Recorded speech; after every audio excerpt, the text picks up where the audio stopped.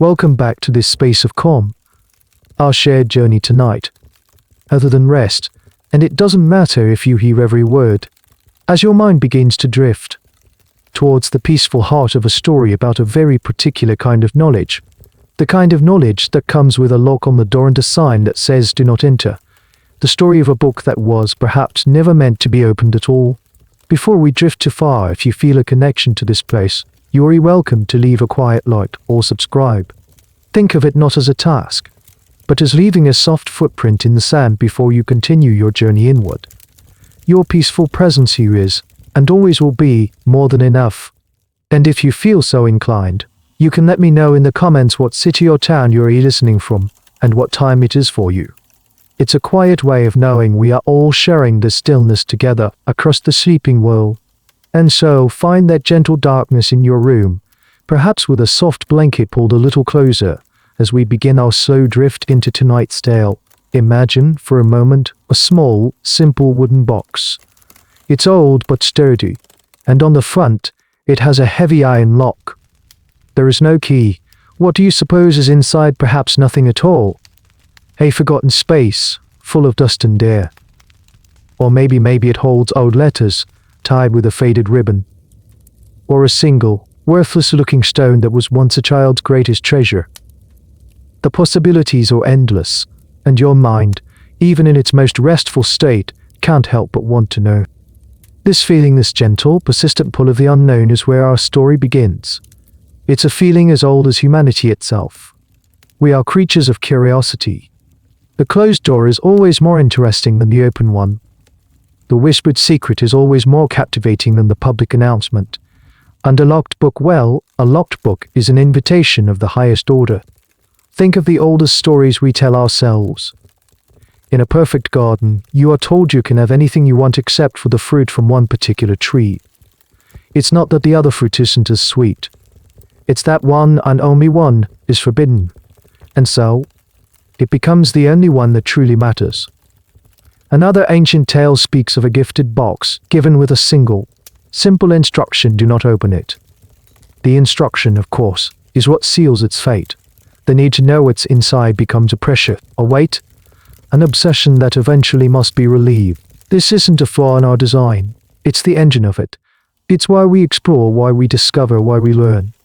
But it has a shadow side, a fascination with knowledge that is not just hidden, but actively forbidden, deemed too dangerous, too powerful, or too unsettling for the ordinary mind.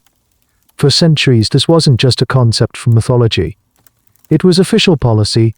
The Church in Rome, for instance, maintained a very real list of prohibited books. It was a vast catalogue, updated over hundreds of years, of writings that were considered heretical or immoral or simply inconvenient. The list included the works of brilliant astronomers, revolutionary philosophers, and writers whose only crime was to imagine a different world. But the unintended consequence, as you can probably guess, was to create the world's most tantalizing reading list. A book being placed on the index was the best marketing it could have ever hoped for. It became a thing of intrigue, something to be sought out, to be read in secret, to be treasured not just for its contents, but for its very status as forbidden. Why are we so drawn to this? Historians and psychologists still debate the exact nature of this impulse. Is it a simple desire for power, a belief that the knowledge being kept from us is the key to controlling our world? Or the world beyond? Or is it something more profound, a rebellion against the idea that any authority has the right to tell you what you can and cannot know? Perhaps it's just the simple, childish urge to press the big red button that says "do not press." The allure is undeniable. You can feel it, can't you? The imagined weight of such a book in your hands. It feels heavier than it should. The leather of its cover seems unusually dark, perhaps worn smooth by the anxious hands of those who owned it before you. The air in the room seems to grow still as you even think about undoing the clasp. It is more than an object. It is more than an object. It's a dare, a threshold. Opening it isn't just turning a page, it's taking a step into a place you were warned away from. And in the long and strange history of forbidden books, a history filled with controversial science and radical politics, there's a special, darker shelf.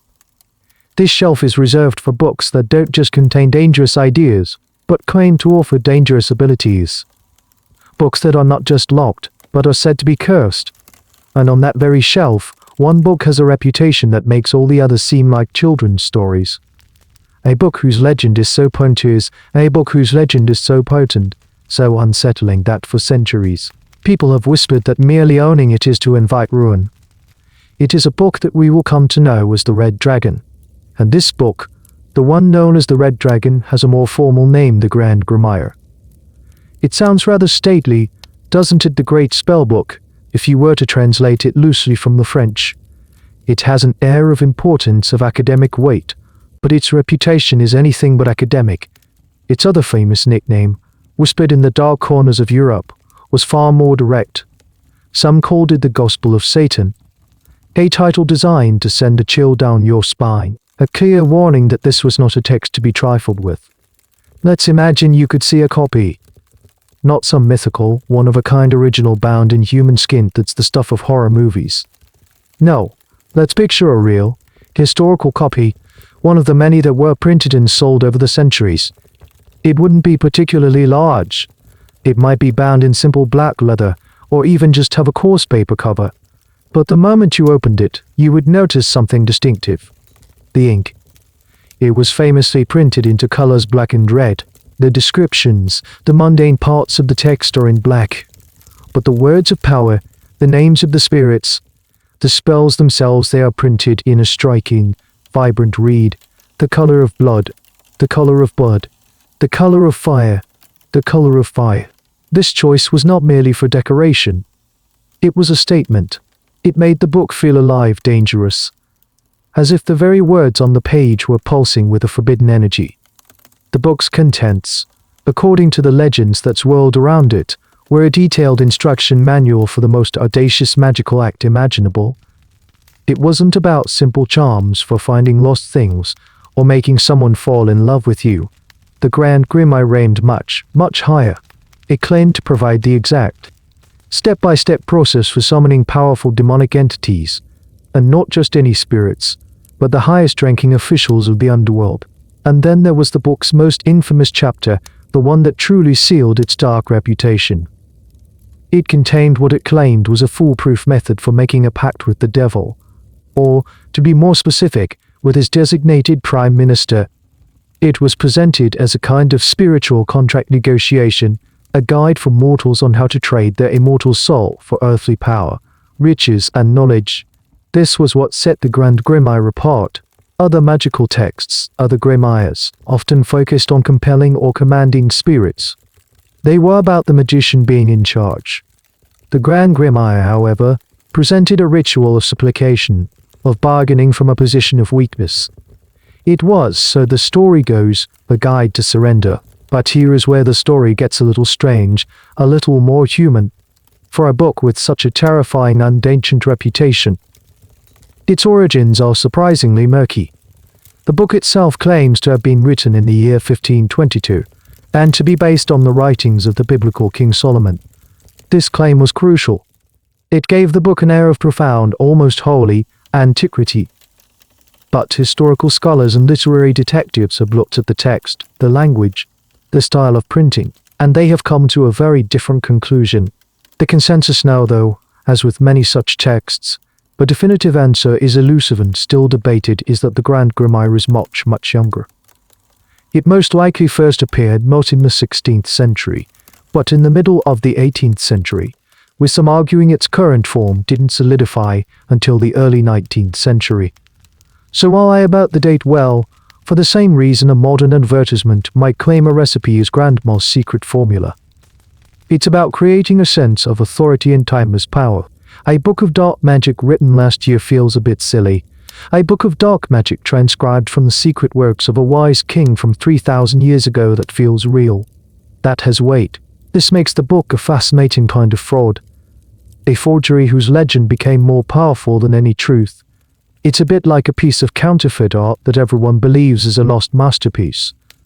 The belief itself gives it a strange and potent value, and the contents feel less like a coherent, ancient system of magic and more like a jumble. It's a chaotic scrapbook of folk magic, Christian mythology turned on its head, and what seems to be the very anxious and overactive imagination of its anonymous author. There's a certain raw, almost desperate quality to it that makes it feel more unsettling than a more polished, scholarly work of occultists. It doesn't read like a philosopher's theory, it reads like a user's frantic notes. And that perhaps is why it felt so believable, and so very, very dangerous to the people who first opened its written black pages. Its power came not from ancient wisdom, but from its direct, terrifying, and seemingly sincere promise of a direct line to the darkness. Now about that claim of ancient origins. If you're going to write a book of forbidden magic and you want people to take it seriously, you can't just sign your own name. You need what they call in the business a legacy. You need to attach your work to a name so powerful, so legendary that nobody would dare question its authority. And for centuries, when it came to the world of magic, there was one name that stood above all others: Solomon. Yes, that's Solomon, the one from the Bible, the son of David, the third king of Israel, the man renowned for his wisdom.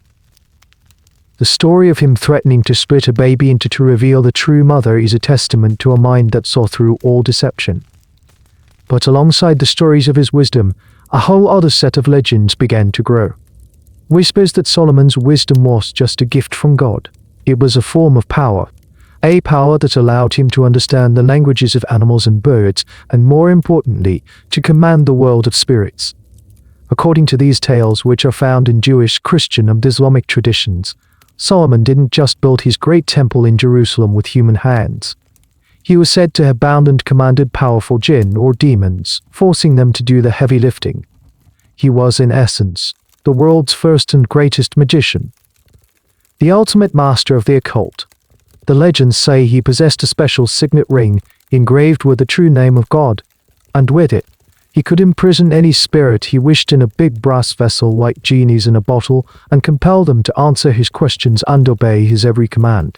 It was said that he learned everything from them: the secrets of the earth, the knowledge of the heavens, the art of finding buried treasure, the formulas for invisibility. This vast and dangerous knowledge, the stories claimed, he wrote down. He catalogued the names of all the 70 major spirits he had bound, along with their ranks, their special abilities, and the exact magical symbols or sigils that could be used to call them forth. He supposedly created a handbook, a user's guide to the spirit world, and this legendary book became known as the Key of Solomon. For centuries, this was the holy grail of magical texts, a book of immense power written by the wisest man who ever lived. The problem is, much like our Grand Grimoire, the Key of Solomon as we know it today is almost certainly not Solomon's work. The various versions that exist are medieval creations, written many centuries after Solomon was long dead. Historians have traced them back to the 14th or 15th century, a product of the Italian Renaissance and its renewed interest in classical magic and philosophy. But that didn't matter to the people who read them. The connection to Solomon was everything. It was the ultimate stamp of authenticity. So when the author of the Grand Grimoire sat down to write his own book of dark arts in the 18th century, he knew exactly what to do. He couldn't just claim his magic was good. He had to claim it came from the best.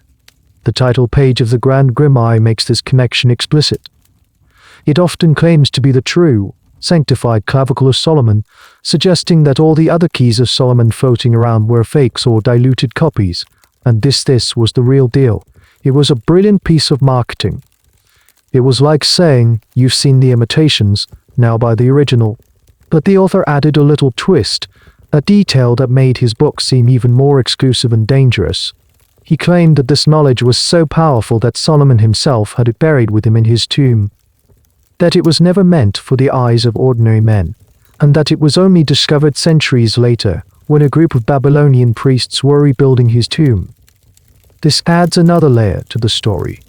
It's not just an old book, it's a resurrected one, a secret that was supposed to have died with the king, now loose in the world. There's a curious detail in this legend that many people find fascinating. The Grand Grimoire doesn't just claim to contain Solomon's work. It claims to have been published by one Olibek the Egyptian. Olibek supposedly found the ancient manuscript and brought it out of the darkness. This adds an extra touch of the exotic, a hint of the mysterious wisdom of ancient Egypt. Of course, historians are fairly certain that Olibek the Egyptian never existed. He was just another part of the elaborate backstory, another layer of fiction designed to make the book feel more real, more ancient, and more powerful than it actually was. The book, in essence, is a nest of false identities, a historical deep fake, and its claim to Solomon's legacy, while completely untrue, was the key that unlocked its terrifying reputation. Now, let's leave the mythical past of King Solomon Umdalibek the Egyptian and drift into the world where our book was actually born. Imagine the air of 18th century France. This is a strange, contradictory, and fascinating time to be alive. On one hand, this is the great age of enlightenment. The air is buzzing with new ideas about reason, science, and individual liberty. In the grand salons of Paris, philosophers like Voltaire and Rousseau are dismantling old ideas about religion, monarchy, and the very nature of reality. They champion logic, evidence, and a healthy dose of skepticism. The world, they argue, is not a place of inscrutable magic, but a machine, a clockwork universe that can be understood, measured, and mastered through the power of the human mind. You can almost smell the coffee and hear the rustle of newspapers. The printing press is churning out revolutionary pamphlets. Scientists are making incredible discoveries in chemistry and physics.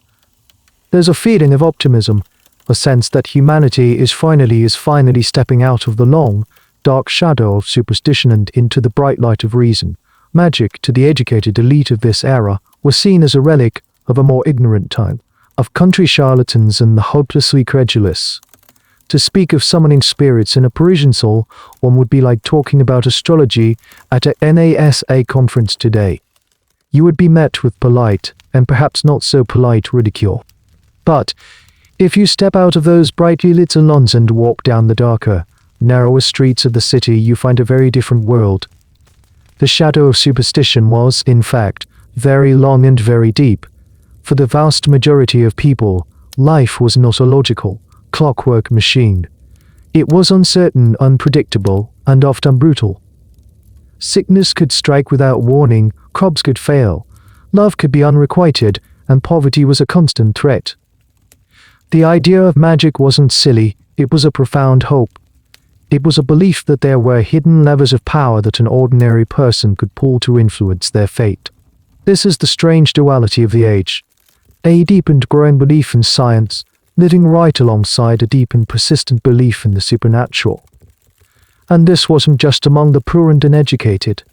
You would find aristocrats bored with the rigid logic of the new philosophy, secretly dabbling in alchemy in their private laboratories. You would find merchants, desperate for an edge in their business, quietly buying good luck charms. Secret societies, like the Freemasons and the Rosicrucians, were flourishing, mixing Enlightenment ideals with ancient mysticism and esoteric rituals. It was an age of profound anxiety. The old certainties of religion were being challenged, but the new certainties of science had not yet provided all the answers or comforts. People were caught in the middle, and this created a fertile ground for something like the Grand Grimoire to take root. The book, in a way, is a perfect product of its time. It's a reaction against the cold, sterile logic of the Enlightenment. It says to the clockwork universe, no, the world is not a machine full of hidden spirits and secret pathways to power. It's also an age of rising literacy. For the first time, books aren't just for the wealthy or the clergy. Cheaper printing methods meant that more people could read, or at least have things read to them. And there was a hungry new market for sensational stories. Tales of adventure, romance, and horror were incredibly popular. The Grand Grimoire fits perfectly into this world. It's a book that promises the ultimate adventure, the ultimate secret. Historians are still debating the exact social environment that produced the book. Was it created by a true believer, a genuine practitioner of folk magic who wanted to record his dangerous knowledge, or was it the work of a cynical opportunist, a clever publisher who knew that a book claiming to be a guide to making a pact with the devil would sell like hotcakes? The truth is probably somewhere in between. The author might have believed some of it, embellished a lot of it, and packaged all of it in a way that he knew would appeal to the anxieties and desires of his time. He was tapping into a deep cultural undercurrent, a fascination with the forbidden that the age of reason could not erase. In fact, by trying to suppress it, the Enlightenment may have only made it more powerful, more alluring. The Grand Grimoire wasn't born in a dark, medieval castle. It was born in the shadow of the modern world. So if the Grand Grimoire wasn't really transcribed from King Solomon's tomb by an Egyptian named Dolibek, then who actually wrote it? This is one of the book's most enduring and, for historians, most frustrating mysteries.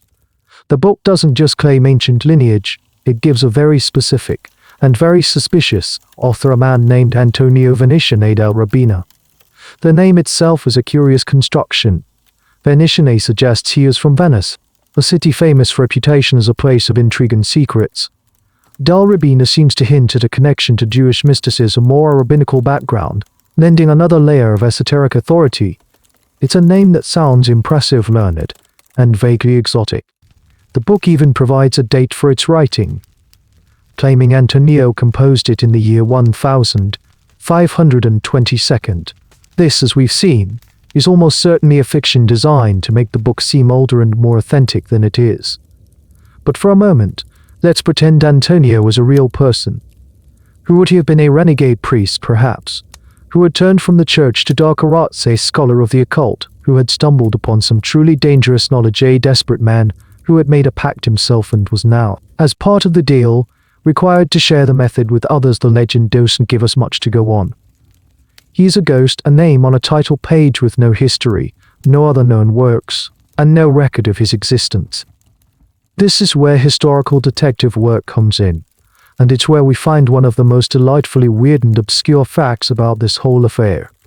The name Antonio Venetian del Rabina is now widely believed by scholars to be a complete fabrication, a pseudonym.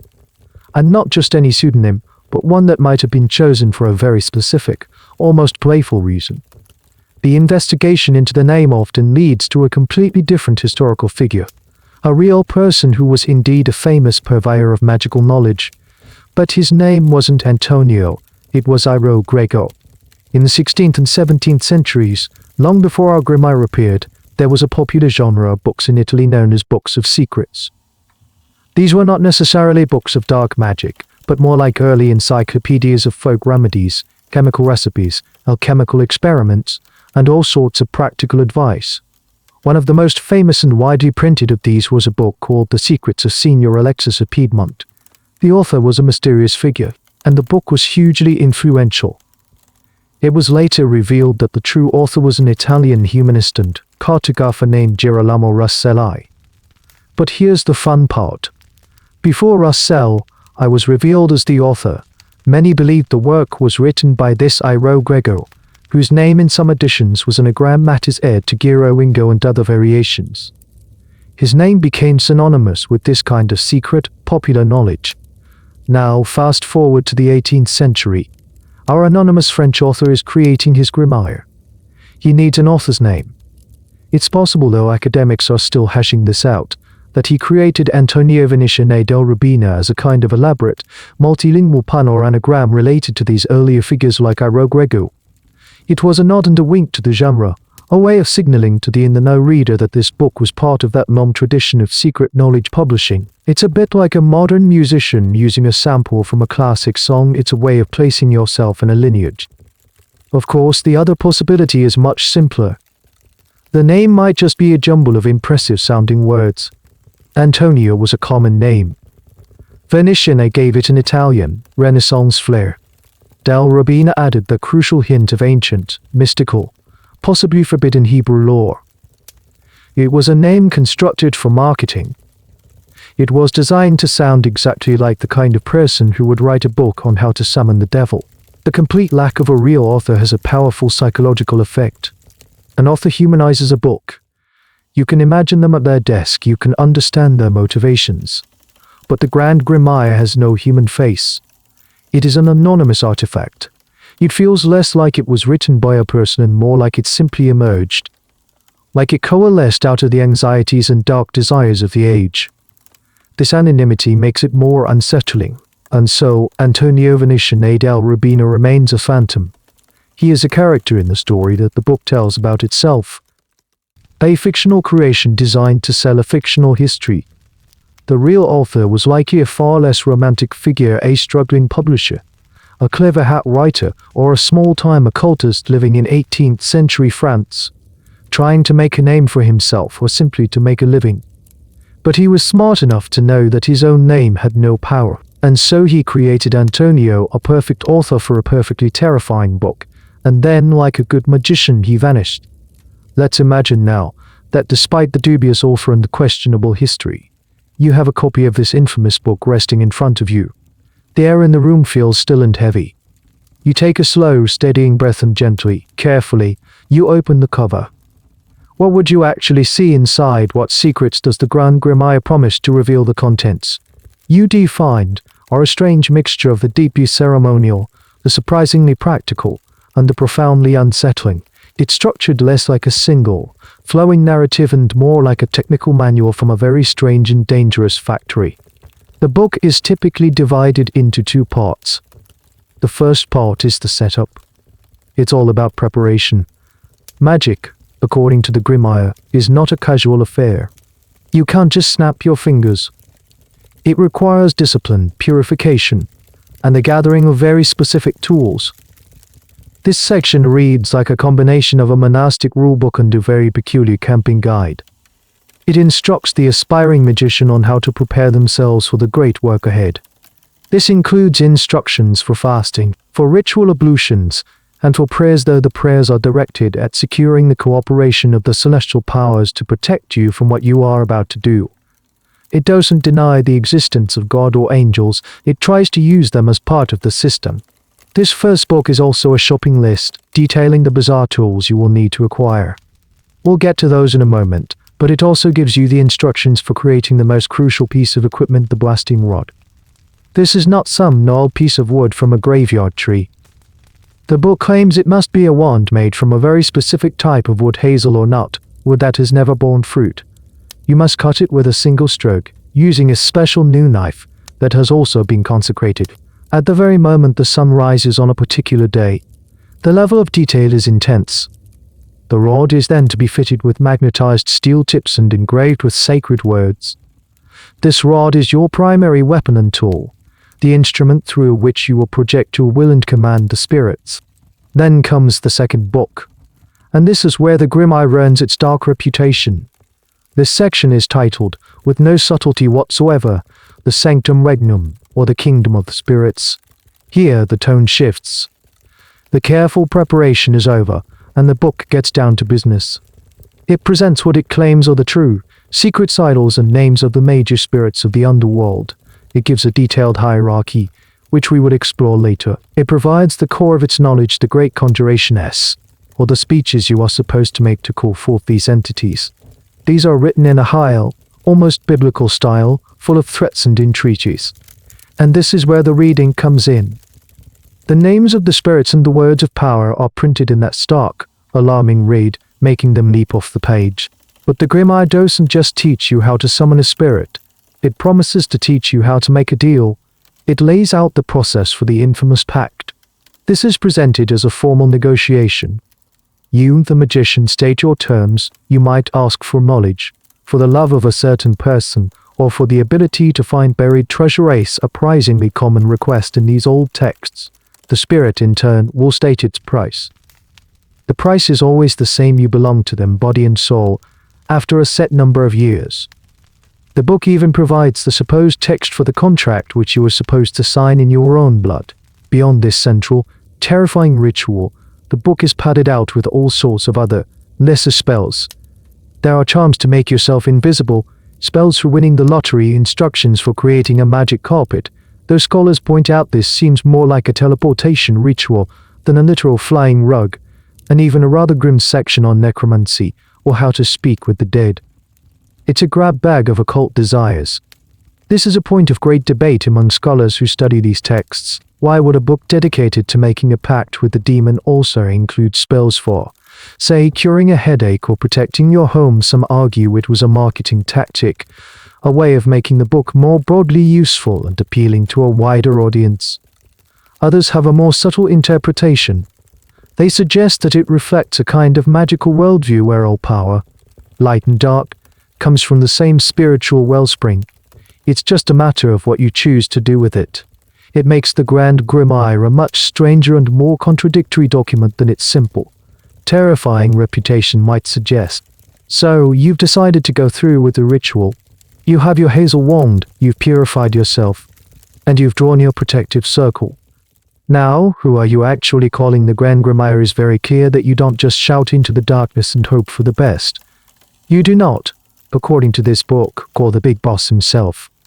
The devil Lucifer, Satan, whatever name you wish to use, is presented as the emperor.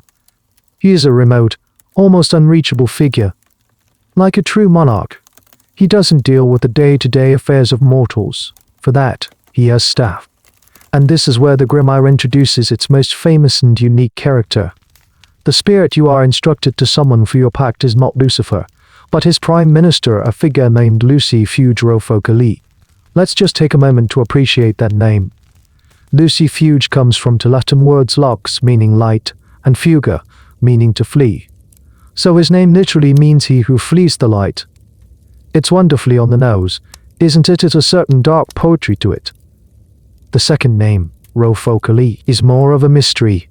Scholars have tried to find its origin, with some suggesting it's a clever anagram of the name of another demon, Folklore, who is mentioned in other grimoires.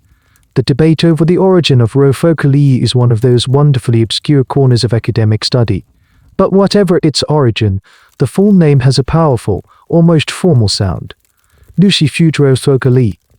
He sounds less like a monster and more like a high-powered, otherworldly official. And that's exactly how the book portrays him. He is the head of the infernal government.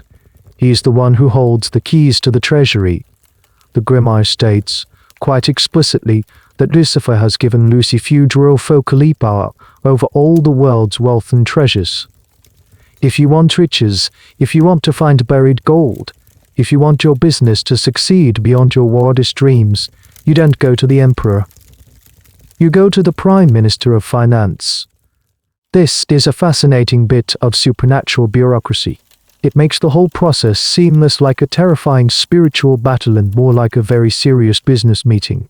Lucy Fuge Rofocali is not described as some monstrous, snarling beast. He is presented as a functionary, a powerful and dangerous one, to be sure, but his role is defined. His power is specific. This is a key element of the Grimoire psychology. It makes the terrifying idea of selling your soul feel a bit more manageable. You aren't confronting the ultimate source of all evil. You are simply applying for a supernatural loan from the being in charge of that department. There's a small but very curious detail in the instructions for summoning him that often gets overlooked. The Grimoire insists that Lucy Fuge Rofocali cannot assume a physical body and appear to you unless you give him something of yours. Specifically, you must place the blasting rod, your primary to love, command and defense, outside of the protective circle. You have to disarm yourself and offer him your symbol of power as a kind of invitation, a show of good faith, before he will materialize. This is a brilliant piece of psychological theater. The moment you are most vulnerable is the moment of greatest potential reward. It's a test of your nerve. This focus on a specific, named entity, like Lucy Fuge Rofocali, is one of the things that made the Grand Grimoire so compelling. He wasn't some vague, folkloric bogeyman. He had a name, a title, and a job description. He felt real, and this specificity made the threat feel more immediate and the promises more tangible. The book even tells you what to expect from him. He will be reluctant. He will test you. He will try to trick you or scare you away. How to use the holy names to bind him, and how to state your case clearly and without fear. It's a script for the most important negotiation of your life. This idea of a structured, almost corporate underworld, with Lucifer as the CEO and Lucy Fuge as the CEO, is a fascinating reflection of the era it was written in.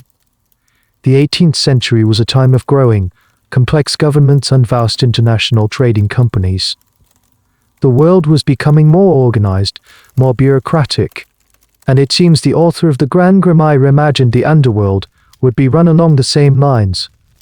It's a surprisingly mundane and modern vision of hell, one that runs on paper workshop to support it, hierarchy, and official appointments.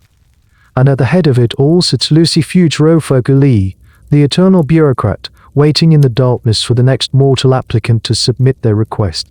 So you are standing in your circle. You've called the name of the Prime Minister, Pharaoh. You've presented your terms.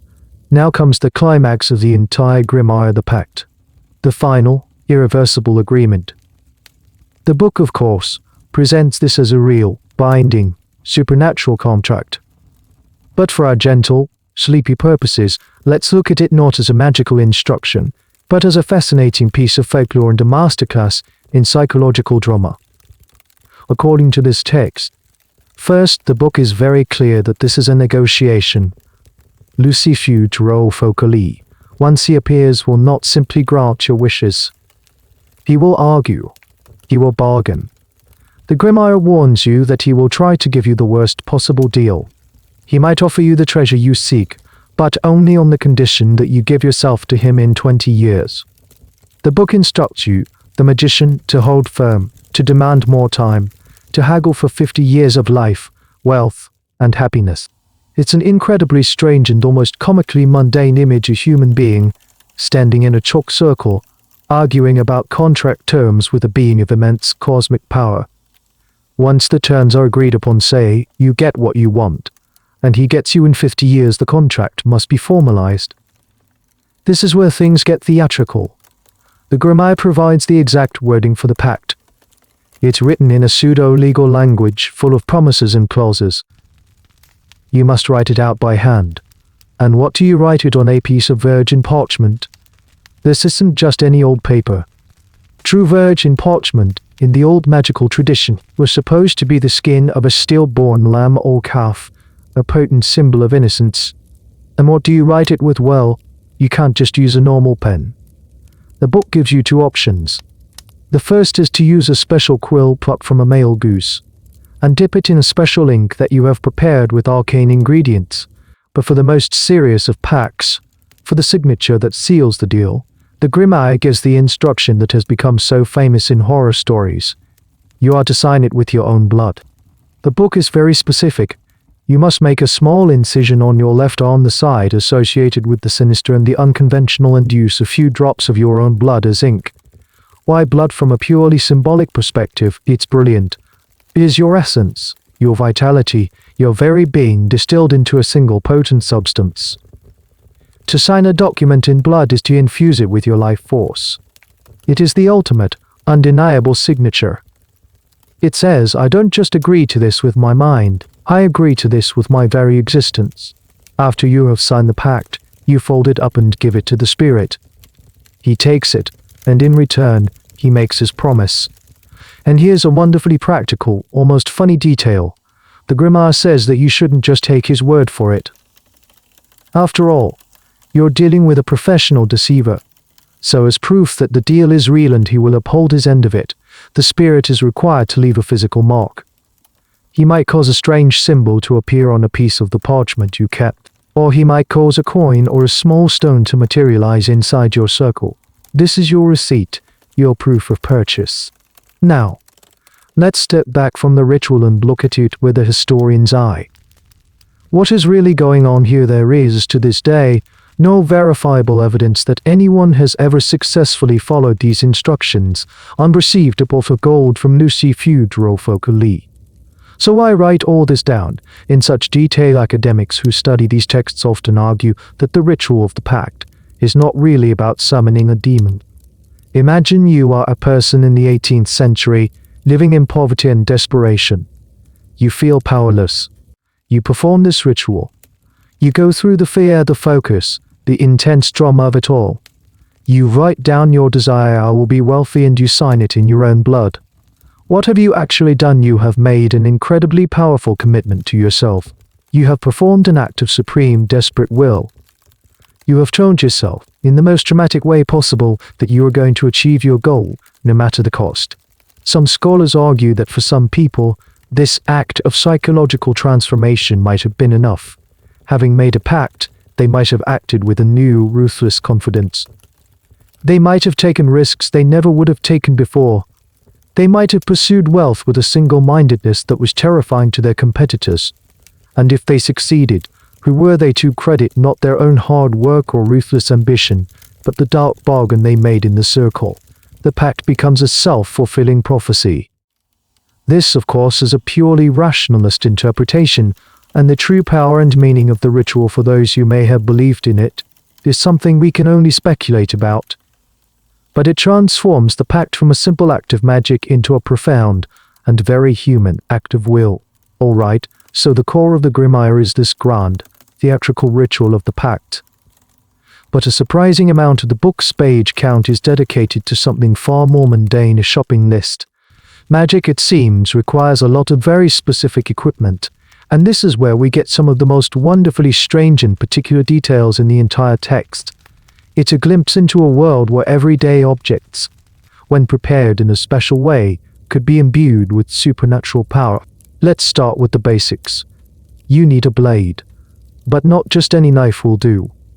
The Grimoire is adamant that you must acquire a brand new knife, one that has never been used for any profane or ordinary purpose. You then have to take it to a remote place at a specific astrological time and perform a consecration ritual over it, effectively baptizing it into your service. This knife is not for fighting, it's for carving. You use it to cut the hazel branch for your blasting rod, and you use it to inscribe the names of power into the ground when you form your circle. It's a tool of creation, not destruction. Then, of course, there's your primary weapon, the blasting rod. We've touched on this before, but the details are worth revisiting. The insistence on a hazel or nut branch that has never borne fruit is a powerful piece of symbolism. It represents a kind of pure, untapped potential. It's life that has not yet fulfilled its ordinary, earthly purpose, and so it can be diverted to an extraordinary supernatural one. The act of cutting it with a single stroke before sunrise is also symbolic. It's an act of decisive magical will. There is no hesitation, no second chance. But the Grimoire doesn't stop with a wand and a knife. You also need clothing. You are instructed to wear a special robe, often described as being made of black or dark blue cloth, embroidered with certain symbols. This is not just a costume. In magical traditions, special robes are meant to separate the practitioner from their ordinary self. When you put on the robe, you are no longer John Smith the baker. You are the operator, a figure of power stepping outside the bounds of normal society. And then we come to one of the most mysterious and debated items on the list, a special stone called the hematite. The spelling varies in different editions. This is often translated as hematite, a real iron-rich mineral that is often reddish-brown and was historically associated with blood and protection. The Grimoire instructs you to acquire one of these stones and to carry it with you to the ritual, as it is said to give you courage and to help you compel the spirits to speak the truth. This is a fascinating piece of folk magic, a belief in the inherent power of certain minerals, that found its way into this supposedly high-level book of demonic summoning. It's a bit like a modern-day guide to corporate negotiation telling you to make sure you have your lucky crystal in your pocket. Now for the really strange stuff. To make the ink for writing the pact, the book gives a recipe that involves things like soot from a new pot and other arcane ingredients, which you must mix with the dew of a spring morning or river water. Every element is chosen for its symbolic purity. That perhaps the most bizarre tool mentioned is the one needed for a specific kind of divination, the skin of a black cat. For certain rituals aimed at finding treasure, the book describes a process of preparing and using this as a kind of magical scrying surface. This detail, more than any other, probably contributed to the long and unhappy association of black cats with bad luck and dark magic. It's a grim reminder of the strange and sometimes cruel folk beliefs that are mixed into the Grimoire's pages.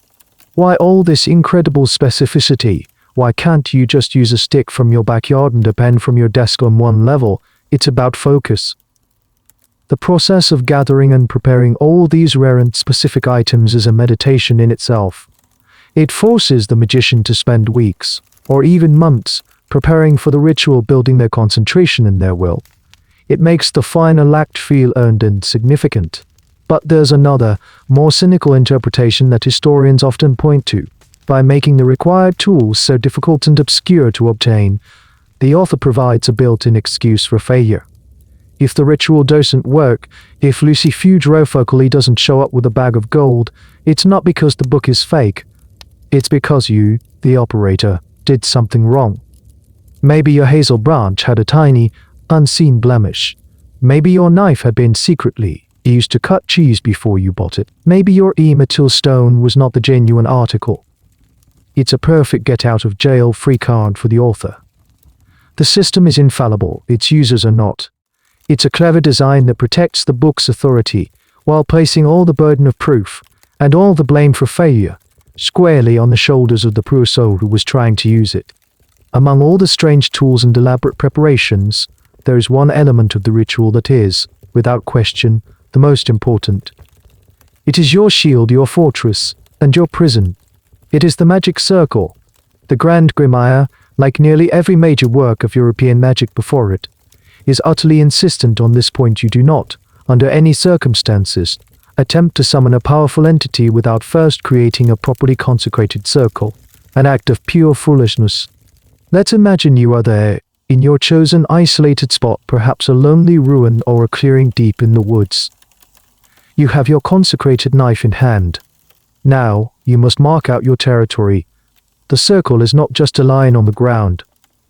It is the act of imposing order on a chaotic world. It is you, the magician, drawing a line in the sand and declaring, "This space is mine. Within this boundary, my will begins."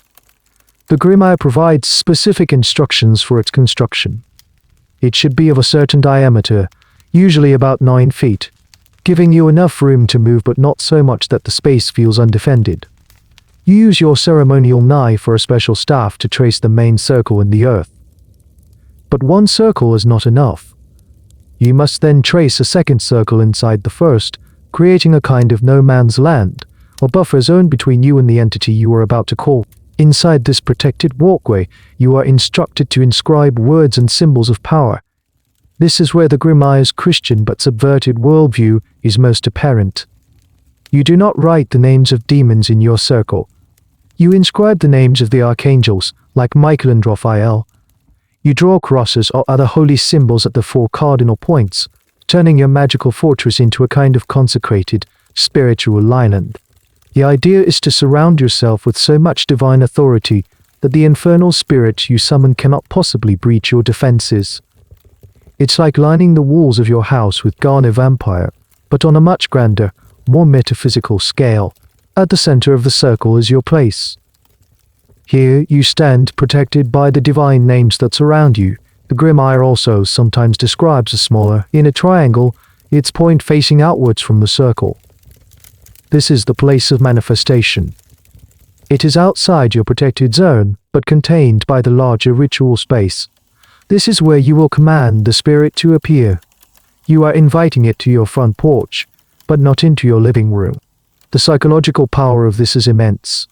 Imagine the feeling. You are alone in the dark, about to perform a terrifying act. The physical act of drawing the circle, of carefully writing out the sacred names, is a powerful ritual in itself. It focuses the mind. It creates a sense of safety, however fragile. The circle becomes your entire world. Inside it, you are the master. Outside, you are the master. Outside, you are prey. The book warns you, in the most severe terms, never to leave the circle during the ritual. No matter what you see or hear, no matter what promises the spirit makes or what terrifying illusions it conjures. To step out is to break the seal, to nullify the protection, and to place yourself entirely at the mercy of the being you have just summoned. This idea of the protective circle is ancient, far older than the Grand Grimoire. It's a concept found in the magical traditions of many cultures, from ancient Babylonia to ceremonial magic in the Renaissance. But why was it considered so essential? Historians and anthropologists have a few theories. On a practical level, it defines the ritual space. It's the stage for the magical drama, but on a deeper, psychological level, it's about creating a boundary between the self and the other. The world of spirits, in these belief systems, is chaotic, formless, and dangerous. The human mind needs structure, order, and safety. The circle is that structure made manifest. It's a temporary bubble of human-imposed order in the face of cosmic chaos. It's a representation of the ego, the conscious self, holding its own against the vast, dark ocean of the unconscious. There's a curious, almost paradoxical detail about the circle in the Grand Grimoire. While it is your ultimate defense, it is also what allows the ritual to happen. The spirit, according to the book, cannot refuse a summons made from a properly consecrated circle. The divine names that protect you also compel it to appear. So the circle is both a shield and a lure. It is a cage for you, but also a beacon for it. But you are also trapped. You are the master of the space, but you have invited a terrifying guest to your door, and you must remain within that fragile, hand-drawn line until the entire business is concluded, and the spirit has been formally dismissed and sent away. Only then is it safe to break the circle and step back into the ordinary world. So you are in your circle, and you have successfully summoned a powerful spirit. But Lucy Foka Lee, the Prime Minister, isn't the only entity mentioned in the Grand Grimoire. In fact, one of the book's most fascinating sections is its detailed breakdown of the entire infernal government. It reads less like a book of spells and more like a captured enemy document, laying out the chain of command. It's a surprisingly bureaucratic and orderly vision of the underworld. At the very top, as we've seen, sits the Emperor, Lucifer. He is the ultimate authority, remote and powerful. Directly beneath him are not one, but three supreme spirits. Our friend Lucy Foka Lee is one of them, in charge of wealth. But he has two colleagues of equal rank. The first is a great prince named Beelzebub. This is a name many of us know. In the popular imagination, Beelzebub is often just another name for the devil. But in the world of Grimoires, he has a specific role. He is the prince of the demons, a commander of legions. The third is the great Astaroth, another name that echoes through occult history. In the Grand Grimoire, Astaroth is presented as a Grand Duke, a powerful noble of the realm. So you have the Emperor, and then you have this ruling triumvirate of a prince, a Grand Duke, and a Prime Minister. It's a surprisingly political setup, but it gets even more detailed. The Grimoire then explains that these three great spirits have, under their direct command, a whole host of lesser, but still incredibly powerful spirits. It lists their names and their particular specialties. There's a Golia Rept, who has the power to uncover any secret, who can make any work you're redoing happen during the night. There's a spirit named Sargatanas who can make you invisible, and another named Enibiaros who can teach you the properties of all metals, plants, and animals, and has the power to predict the future. The book lists 18 of these subordinate spirits in total, serving under the main three, and each one of them, in turn, commands a vast number of their own lesser spirits. It's a pyramid scheme of spiritual power. This isn't just a random list of scary names. It's an organizational chart, and this is a feature that has fascinated historians and sociologists for a long time. Why create such a detailed, almost corporate, hierarchy for the forces of darkness? One theory, which we touched on before, is that it's a form of satire. The author, living in the highly structured, hierarchical society of pre-revolutionary France, simply projected that structure onto the invisible world. The court of the French king had its own dukes, marquises, and elaborate systems of rank and privilege. The author of the Grimoire essentially created a dark mirror of that world. It's a supernatural Versailles, with its own complex politics and chains of command. This is a point of ongoing academic discussion. Was the author consciously satirizing his own world, or was he simply using the only model of power he understood to make sense of the supernatural? Another theory is that this structure was designed to make the magic seem more scientific and reliable. A chaotic mob of demons is unpredictable, but a well-organized government, even an evil one, has rules. If you know the organizational chart, you know who to talk to get what you want. It turns magic from a wild, unpredictable art into a kind of supernatural administration. You just have to know which form to fill out and which department to submit it to. And here we find a wonderfully strange and obscure piece of information. Many of the names of these demons are not new inventions. The author of the Grimoire was a great borrower, a collector of arcane names. Astaroth, for example, is derived from the name of an ancient Phoenician goddess, Astarte. Beelzebub comes from a Philistine deity, Baal-zebub, mentioned in the Old Testament, whose name is sometimes translated as Lord of the Flies. The author of the Grimoire, or the tradition he was drawing from, took these ancient pre-Christian gods and goddesses, these rivals to the God of the Bible, and demoted them. They transformed them from powerful deities in their own right into mere dukes and princes in Lucifer's court. It was a way of absorbing and neutralizing the power of old religions, recasting them as parts of a larger, Christian-centric cosmic drama. So this demonic organizational chart is doing many things at once. It's creating a sense of order and logic. It's possibly offering a subtle critique of the political world of its time. And it's participating in a long tradition of religious and cultural appropriation, taking the gods of old and giving them new, subordinate jobs in a new, darker mythology. It makes the world of the Grimoire feel vast, ancient, and internally consistent, even though it's a patchwork of borrowed ideas, political satire, and a very, very anxious imagination. Now, let's pull back from the dark and smoky rituals for a moment and look at the book as a physical object. We've established that the Grand Grimoire, despite its claims of 16th century origins, was most likely a product of the 18th century. So how did it get around? Who was printing this stuff? And who was buying it? The answer is one of the most fascinating and down-to-earth parts of this whole story, and it takes us away from secret societies and into the muddy roads of rural France. For a book with such a terrifying reputation, its real origins are surprisingly humble. The Grand Grimoire was not, for the most part, a finely bound volume for aristocratic libraries. It was a piece of popular, mass-market literature. It belonged to a category of books known in France as the Bibliothèque Bleue, or the Blue Library. This wasn't a formal library, but a nickname given to a type of cheap, popular booklet that was wildly successful from the 17th to the 19th century. Imagine a small, pocket-sized book, often no more than 40 or 80 pages long. It's printed on rough, cheap paper, the kind that feels coarse and fragile to the touch. The printing itself is often messy, full of typos and smudged ink. And the cover isn't leather, it's a simple wrapper of thick, blue paper. Blue was one of the cheapest and most durable dyes available for paper at the time. Hence the name Blue Library. These were the paperbacks of their day. They were made to be affordable, portable, and disposable. And what was inside these little blue books? Everything. They were the internet, the supermarket tabloid, and the self-help section of the bookstore all rolled into one. You could buy chivalric romances, retelling the stories of knights and princesses. You could buy almanacs, telling you when to plant your crops and predicting the weather.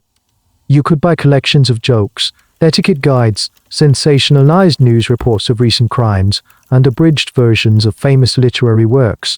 Most importantly for our story, you could buy books of magic. These little blue books were sold not in fancy city bookshops, but by traveling salesmen known as colporteurs. Imagine a man with a heavy pack on his back, walking from village to village, from market to fair. He was a traveling source of news, entertainment, and information for a rural population that was largely isolated. When the colporteur arrived in a village, he wouldn't pack his wares, and people would gather around to see what new stories and secrets he had brought with him from the city.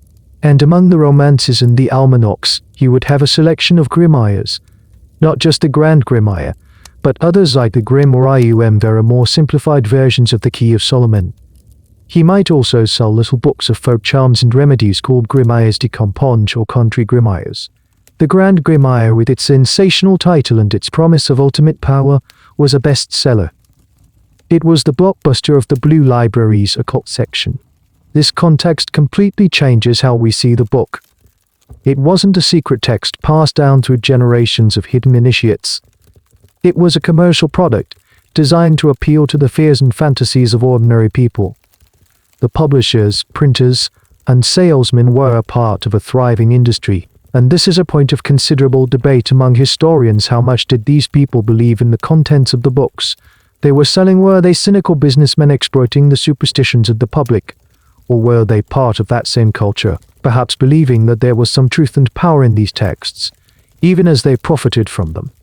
There's a wonderful, obscure little fact about the Blue Library books that adds another layer to this. Because they were so cheap and disposable, they were often read to pieces. People would read them by candlelight, pass them around, and carry them in their pockets until they fell apart. For a long time, Serious academics and book collectors ignored them. They were seen as trashy, unimportant literature. It was only in the 20th century that scholars began to realize what a valuable window these little blue books were into the minds of ordinary people of the past. They show us what people feared, what they hoped for, and what stories they told themselves when the learned elites weren't listening. So, the next time you picture the Grand Grimoire, don't just imagine it on a dusty altar in a stone castle. Picture it as it most often was: a flimsy, blue-covered booklet, nestled in a traveling salesman's pack between a book of fairy tales and a guide to predicting the weather, waiting to be sold for a few coins to a farmer or a blacksmith in a small, forgotten village. Its power was not in its fine binding, but in its accessibility. It was forbidden knowledge made cheap, and that made it, in its own way, even more dangerous and revolutionary. So, the Grand Grimoire was a star player in the world of cheap, popular occult literature. But it wasn't playing on an empty field. It was part of a large and very strange family of magical books, each with its own history, personality, and particular brand of forbidden knowledge. To really understand what made the Grand Grimoire so special and so feared, it helps to see how it stood out from the crowd. Let's take a quiet stroll through this very peculiar library. The undisputed ancestor of them all, as we've discussed, was the Key of Solomon. This was the big one, the foundational text of Renaissance ceremonial magic. The key is a much more complex and, in some ways, more scholarly work than the Grand Grimoire. It's filled with intricate astrological calculations, lengthy purification rituals, and detailed instructions for making a whole workshop of magical tools. Its focus is primarily on compelling spirits to do the magician's bidding. But it frames this within a context of divine authority.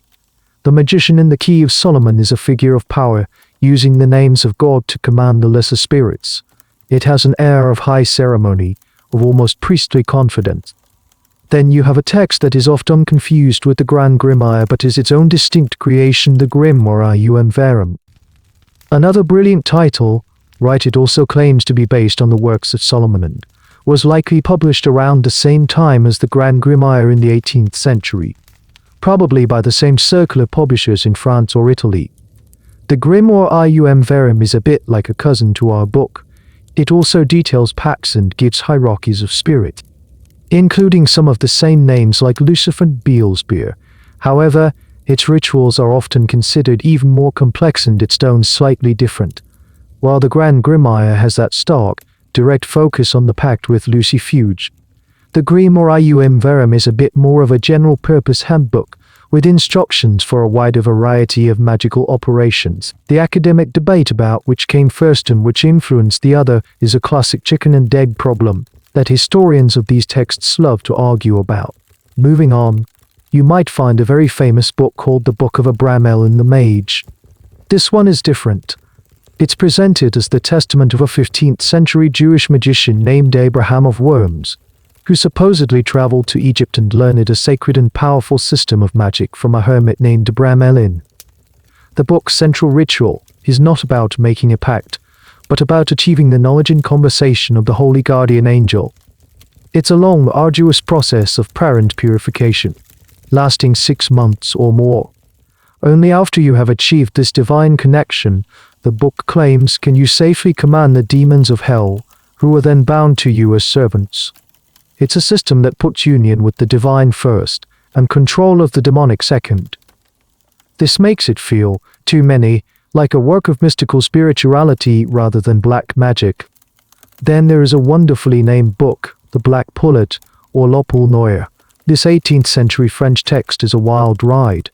It tells the story of a French officer who serves in Napoleon's army in Egypt. He's the sole survivor of an attack and is saved by a mysterious Turkish man who takes him to a secret chamber inside one of the pyramids. There, he is taught a form of magic that relies on creating special talismans and magic rings, each engraved with arcane symbols. The black pullet of the title refers to the hen that lays the egg that can help you find these treasures. The book is famous for its claim to teach you how to create a special talisman that makes your enemies drop their weapons. It's less about making pacts and more about magical technology, a kind of supernatural engineering. So with all these other options on the market, Why did the Grand Grimoire develop such a uniquely sinister reputation? What made it the Gospel of Satan while these other books were seen as merely dangerous or esoteric? The answer probably lies in its directness. The Key of Solomon is complex and scholarly. The Book of Abraham Ellen requires 6 months of intense spiritual devotion. The Black Pullet is an adventure story full of magical gadgets, but the Grand Grimoire, it cuts to the chase. It doesn't bury its most dangerous idea under layers of philosophy or complex ritual. Its main purpose, stated loud and clear, is to provide a direct, step-by-step guide to making a pact. It doesn't pretend this is for some higher spiritual purpose. It's a straightforwardly transactional guide to trading your soul for worldly goods. It named the official you needed to talk to Lucy Few Drover Kaland gave you his job title. There was a raw, unapologetic quality to it that was deeply unsettling. While other grimoires were about the magician asserting their power over the spirits, the Grand Grimoire provided a clear roadmap to surrender. And that, in a world that still deeply believed in the reality of heaven and hell, was the most terrifying idea of all. It wasn't just a book of magic, it was a book of damnation, and it didn't even try to hide it. Now, let's address the biggest and most persistent legend associated with the Grand Grimoire. It's a story you've probably heard in some form or another, whispered in online forums or featured in sensationalist documentaries. It's the legend of the Vatican's secret vault. The story goes like this: all the copies of the Grand Grimoire that you can buy, all the cheap blue books and modern reprints are fakes. They are incomplete, watered down, or deliberately altered versions of the real thing. The one true, original copy of the Grand Grimoire, the one written by Antonio Venetian A. del Rabina himself in 1522, is not lost to time. It is locked away, deep within the bowels of the Vatican's secret archives in Rome. The legend claims that the Church, knowing the immense and terrible power of the book, seized the original centuries ago. They couldn't destroy it, either because its supernatural properties made it indestructible, or because they wanted to study it, to understand the enemy. And so they keep it under the tightest possible security, in a lead-lined box in a subterranean vault, accessible only to the Pope himself or his most trusted exorcist. Is simply too dangerous to exist in the world. Merely reading from the true copy, it is said, is enough to summon a demon, whether you intend to or not. It is a book that reads you back. It's a fantastic story. It has all the elements of a great thriller, a powerful, secretive organization, an ancient, cursed artifact, and a hidden root that could change the world. It's the reason why the Grand Grimoire holds such a powerful place in the popular imagination. It's not just a historical curiosity, it's a living threat, contained at great cost by the world's oldest institution. So, is it true? To put it gently, there is absolutely no evidence to support this claim. None whatsoever. The Vatican Secret Archives, now officially known as the Vatican Apostolic Archives, are real, and they are vast. They contain millions of documents spanning over 1,000 years of history, bulls, letters to kings and emperors, records of church councils, and the private papers of popes and cardinals. While access was historically restricted, in recent decades the archives have become much more open to qualified academic researchers. Scholars have spent years of their lives inside, meticulously cataloguing and studying its contents. And in all that time, among all those millions of documents, no credible historian or archivist has ever reported finding a 16th century original of the Grand Grimoire. It simply isn't there. As we've seen, the scholarly consensus is that the book is an 18th century creation. The 1522 date is a fiction. Therefore, there is no 1522 original to be found in the Vatican or anywhere else. So where did this incredibly persistent legend come from? The origins are murky, but it's easy to see how such a story would take root. For centuries, the Catholic Church was one of the primary forces identifying and suppressing what it considered heretical or magical texts. The infamous Index of Prohibited Books was a very real thing. It's not a huge leap of the imagination to go from the church bans this book to the church must have the original locked up. The secrecy that surrounded the Vatican for centuries also helped. When an institution is not transparent, it becomes a blank canvas onto which people can project their wildest fears and fantasies. The legend also serves a very important function for believers in the book's power. Much like the excuse of you must have done the ritual wrong, the Vatican legend provides another perfect explanation for why the spells don't work. If your attempt to summon Lucifuge fails, it's not because the magic is fake, it's because you are using one of the decoy copies. The real magic is in the Vatican, tantalizingly out of reach. It allows the belief to persist, safe from any possibility of empirical testing. And here we find a wonderful, and slightly funny, cold case of history. The Vatican librarians and archivists are, by all accounts, very aware of this legend. They get asked about it constantly, and their response is usually a weary, slightly amused sigh. They are professional historians and archivists, dealing with priceless historical documents, and they are repeatedly asked to comment on a story that has more in common with a Dan Brown novel than with serious history. There's even an obscure but amusing rumor that the archivists have a running joke about where they would theoretically hide the book if they actually had it. It's a modern piece of folklore, born from the internet age, about an older piece of folklore. The legend of the Vatican and the Grand Grimoire is a powerful story, but it's just that, a story. The truth of the book is in many ways more interesting. It's not a supernatural artifact locked in a vault. It's a piece of commercial fiction that became a phenomenon. A cheap blue book whose reputation grew so large and so terrifying that people had to invent a story about a global conspiracy just to explain it. The true secret of the Grand Grimoire isn't hidden in a vault in Rome. It's hidden in plain sight in the strange and wonderful history of what we choose to believe, what we choose to fear, and the stories we tell ourselves in the dark. So, if the book wasn't locked in the Vatican, it was out in the world, circulating in its cheap blue-covered editions. And as it spread, so did its reputation. But finding concrete, verifiable historical accounts of what people actually did with the Grand Grimoire is incredibly difficult. This isn't the kind of activity that people tended to write about in their diaries. Dear Diary, one can imagine, stayed up late last night attempting to negotiate a 50-year contract with the Prime Minister of Hell. He drove a hard bargain. These were secret, illicit activities, and they didn't leave much of a paper trail. What we have instead is a trail of fear. We have court records, pamphlets, and folklore that show us how the book's sinister reputation grew and festered in the popular imagination. We don't have the stories of the users, so much as the stories of the people who were afraid of the users. One of the most common places we see the Grimoire's shadow is in the records of witchcraft and sorcery trials. Even as late as the 18th and 19th centuries, long after the great witch hunts had died down, people in rural areas were still occasionally accused of malevolent magic. And in some of these cases, the possession of a grimoire, particularly the book with the red letters, was presented as damning evidence.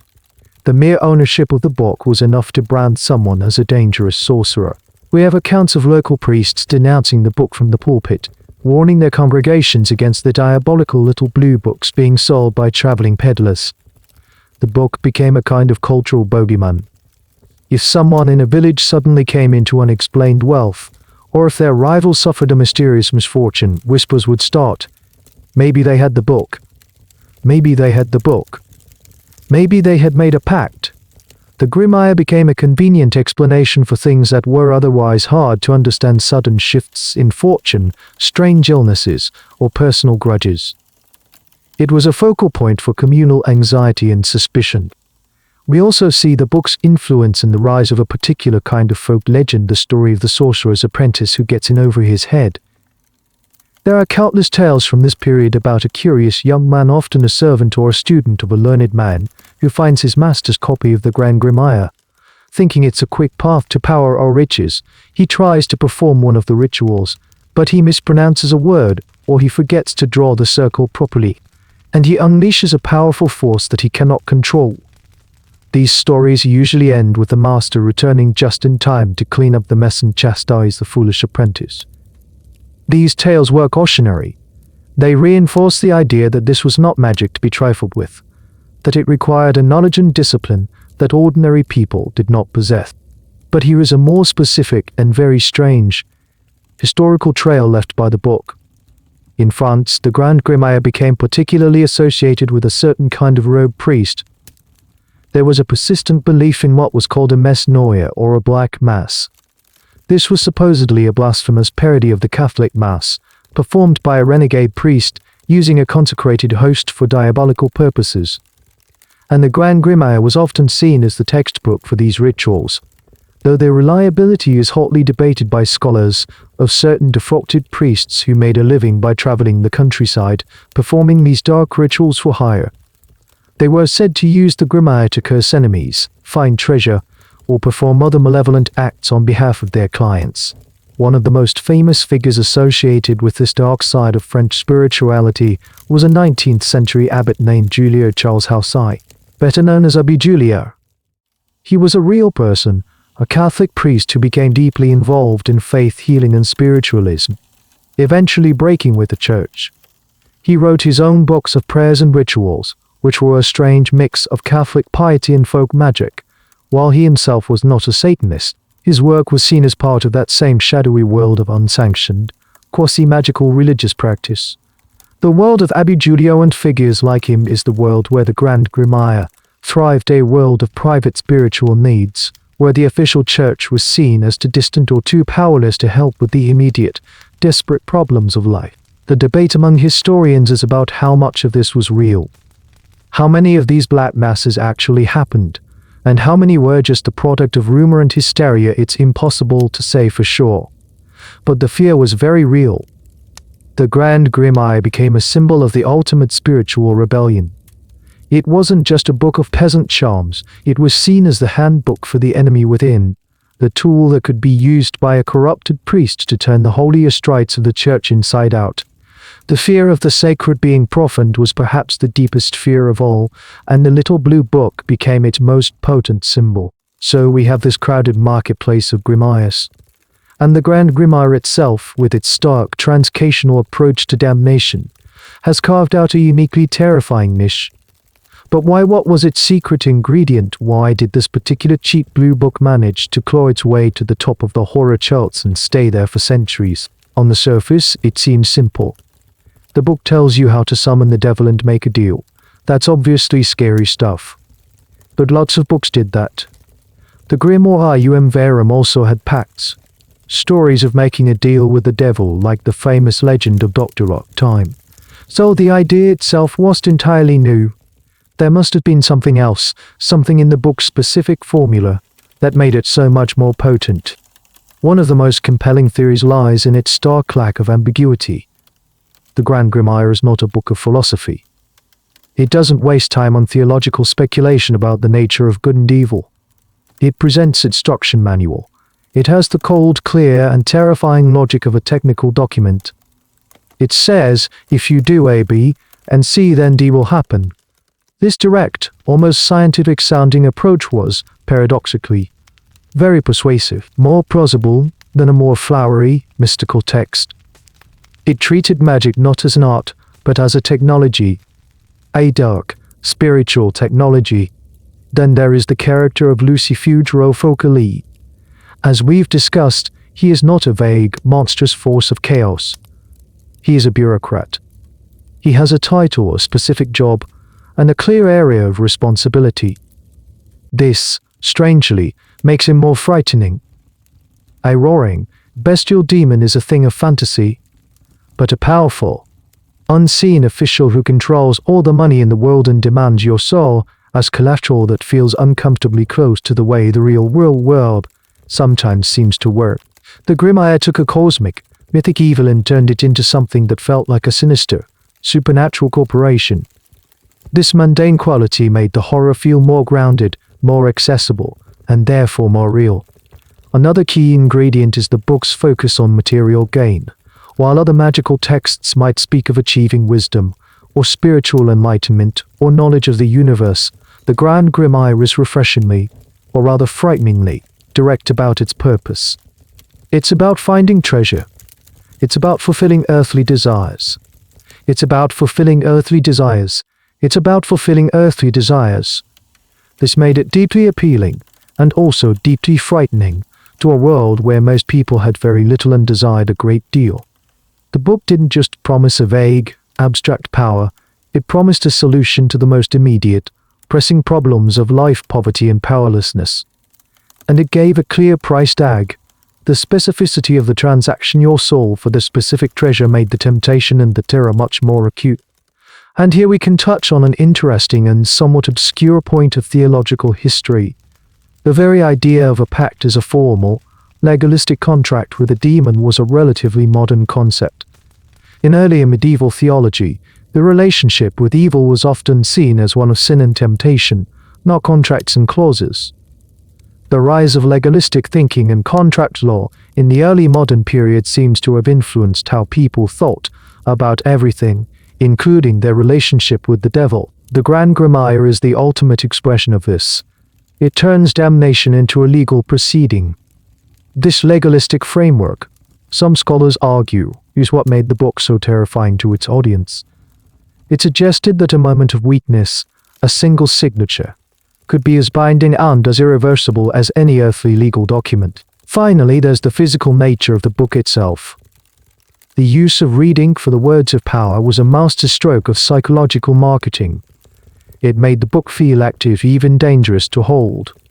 The red words seemed to pulse on the page, separate from the mundane black text around them. It made the threats and the promises feel alive. It's a very simple design choice that has a profound psychological impact. So you have this perfect storm. A direct, no-nonsense manual. A mundane, bureaucratic villain. A focus on concrete, worldly desires. An egalistic framework that felt chillingly modern and binding. And a physical design that made the book itself feel tainted and alive. This combination, historians believe, is what separated the Grand Grimoire from its competitors. It wasn't just another book of spooky spells, psychologically potent piece of forbidden media that pushed all the right buttons of fear and desire in its audience. It was, in its own strange way, a masterpiece of horror design. Our story so far has been rooted in the fields, cities, and printing presses of France and Italy. You might think that a book so deeply embedded in European Catholic culture would stay there. But ideas like seeds have a way of traveling, and the Grand Grimoire, in one of history's strangest and most fascinating journeys, took a long voyage across the Atlantic Ocean and found a second life in a place you might never expect: the warm, vibrant, and spiritually complex world of the Caribbean, specifically in Haiti. How on earth did a cheap French book of dark magic end up playing a role in the religious practices of a Caribbean island? The answer lies in the brutal history of colonialism. Haiti, in the 18th century, was the French colony of Saint-Domingue. It was the most profitable colony in the world, built on the immense suffering of enslaved Africans who were forced to work on its sugar and coffee plantations. The French colonizers brought with them their language, their culture, their religion, Catholicism, and, of course, their books. Among the French soldiers, plantation owners, and officials, there were undoubtedly some who owned copies of the little blue books from back home, including the Grand Grimoire. For them, it might have been a source of dark amusement, a titillating piece of forbidden literature, or perhaps something they genuinely believed in as a source of power in a dangerous and uncertain colonial environment. But the book did not stay only in the hands of the white colonizers. Over time, its contents and, more importantly, its reputation, began to filter into the world of the enslaved Africans. This is where the story gets truly remarkable. The enslaved people of Haiti came from many different African nations, with their own rich and diverse spiritual traditions. In the crucible of the plantations, these different traditions began to merge with each other, and also with the enforced Catholicism of their French masters. Out of this syncretist, a new, powerful, and uniquely Haitian religion was born: Vodou. Vodou is a complex and often misunderstood religion. It revolves around serving the LWA, or spirits, who act as intermediaries between humanity and a distant creator god. Many of the LWA have connections to West African deities, but they were also, over time, associated with Catholic saints. This was both a way to hide their traditional practices from their masters and a genuine process of spiritual fusion. For example, the great warrior spirit Ogo, you might be associated with the image of Saint James, who is often depicted as a soldier. And into this rich and dynamic spiritual environment, the Grand Grimoire arrived. It was seen not as a fiction, but as a powerful, if dangerous, book of European magic. It was a book from the master's world, and therefore it was assumed to contain a kind of power, perhaps a key to the master's own sources of control. Haitian Vodou practitioners, or Huangans and Mombas, weren't pragmatic. They are interested in what works, in what can bring power and protection to their communities. Elements from the Grimoire were studied, adapted, and sometimes incorporated into certain Vodou practices. This is a point of significant nuance and one that is debated even within the Vodou community. The Grand Grimoire is not a central or universal text in Vodou. Not at all. In fact, its use is often associated with the more secretive and dangerous side of Haitian magic, sometimes referred to by the sensationalistic term black magic. But its influence is undeniable. Some of the names of demons from the Grimoire, for instance, began to appear in certain Haitian circles as the names of powerful, fiery, and often difficult to handle spirits. The very idea of the pact, the formal contract with a spirit, found a resonance in a culture where negotiating relationships with the powerful LWA was a central part of religious life. And here we find an incredible, and quite obscure, piece of cultural transformation. The book itself, the physical object, became a symbol of power. In Haiti, owning an old French copy of the Grand Grimoire is seen by some as a sign of great magical authority. The book is treated with immense respect and fear. It's not something to be left lying around. It might be kept wrapped in special cloths, stored in a secret place, and only brought out for the most serious of workings, which was already dark in France, became even more potent in Haiti, where it was integrated into a living, breathing magical tradition. This journey of the Grand Grimoire is a powerful testament to how ideas are never static. A book written in one context can be completely reinterpreted and given new life in another. In France, it was a piece of cheap, sensationalist literature that played on religious anxieties. In Haiti, it became something else, a captured weapon, a source of dangerous but potentially useful power, stripped from the world of the colonizer and repurposed to serve the needs of a new world and a new people. It is a story of cultural survival, adaptation, and the strange, unpredictable afterlife of a very strange book. As the 18th century gave way to the 19th, the world that had created the Grand Grimoire began to change in profound ways. The Age of Enlightenment, which had once been the domain of elite philosophers in Parisian salons, was having a much broader effect. The seeds of reason, skepticism, and scientific inquiry that had been planted were starting to grow into a vast forest, casting a cool shadow over the old beliefs in magic and superstition. This was the era of the great skeptics, and they were coming for the Grimoires. The rise of science was relentless. In physics, the laws of thermodynamics were being formulated, explaining energy and work in purely material terms. In chemistry, John Orton was developing atomic theory, revealing that the world was made of predictable, measurable building blocks, not mystical elements. In biology, even before Darwin, naturalists were classifying life with a new rigor, seeing it as a system of natural laws, not a stage for supernatural intervention. The germ theory was just over the horizon, promising to replace the idea of sickness as a demonic affliction or a magical curse with the reality of microscopic organisms. For the educated person of the 19th century, the world was becoming a less mysterious, less enchanted place. It was becoming knowable, and in a world that could be explained by natural laws, what room was there for Lucifer Focoli and his infernal bureaucracy, the claims of the Grand Grimoire, which had seemed terrifyingly plausible to an earlier generation, were starting to look, well, a bit silly. This shift in thinking was championed by a new generation of writers, thinkers, and early social scientists. They didn't just ignore magic, they began to actively study it as a historical and psychological phenomenon. They looked at books like the Grand Grimoire not as functional spell books, but as artifacts of a past, more primitive state of human consciousness. Magic, in this new view, was not a real force in the world. It was a mistake, a product of faulty reasoning, a misunderstanding of cause and effect, a projection of human fears and desires onto an indifferent universe. This was the beginning of the academic study of folklore and anthropology. Scholars began to collect stories of magic and superstition, not as evidence of the supernatural, but as data about human culture.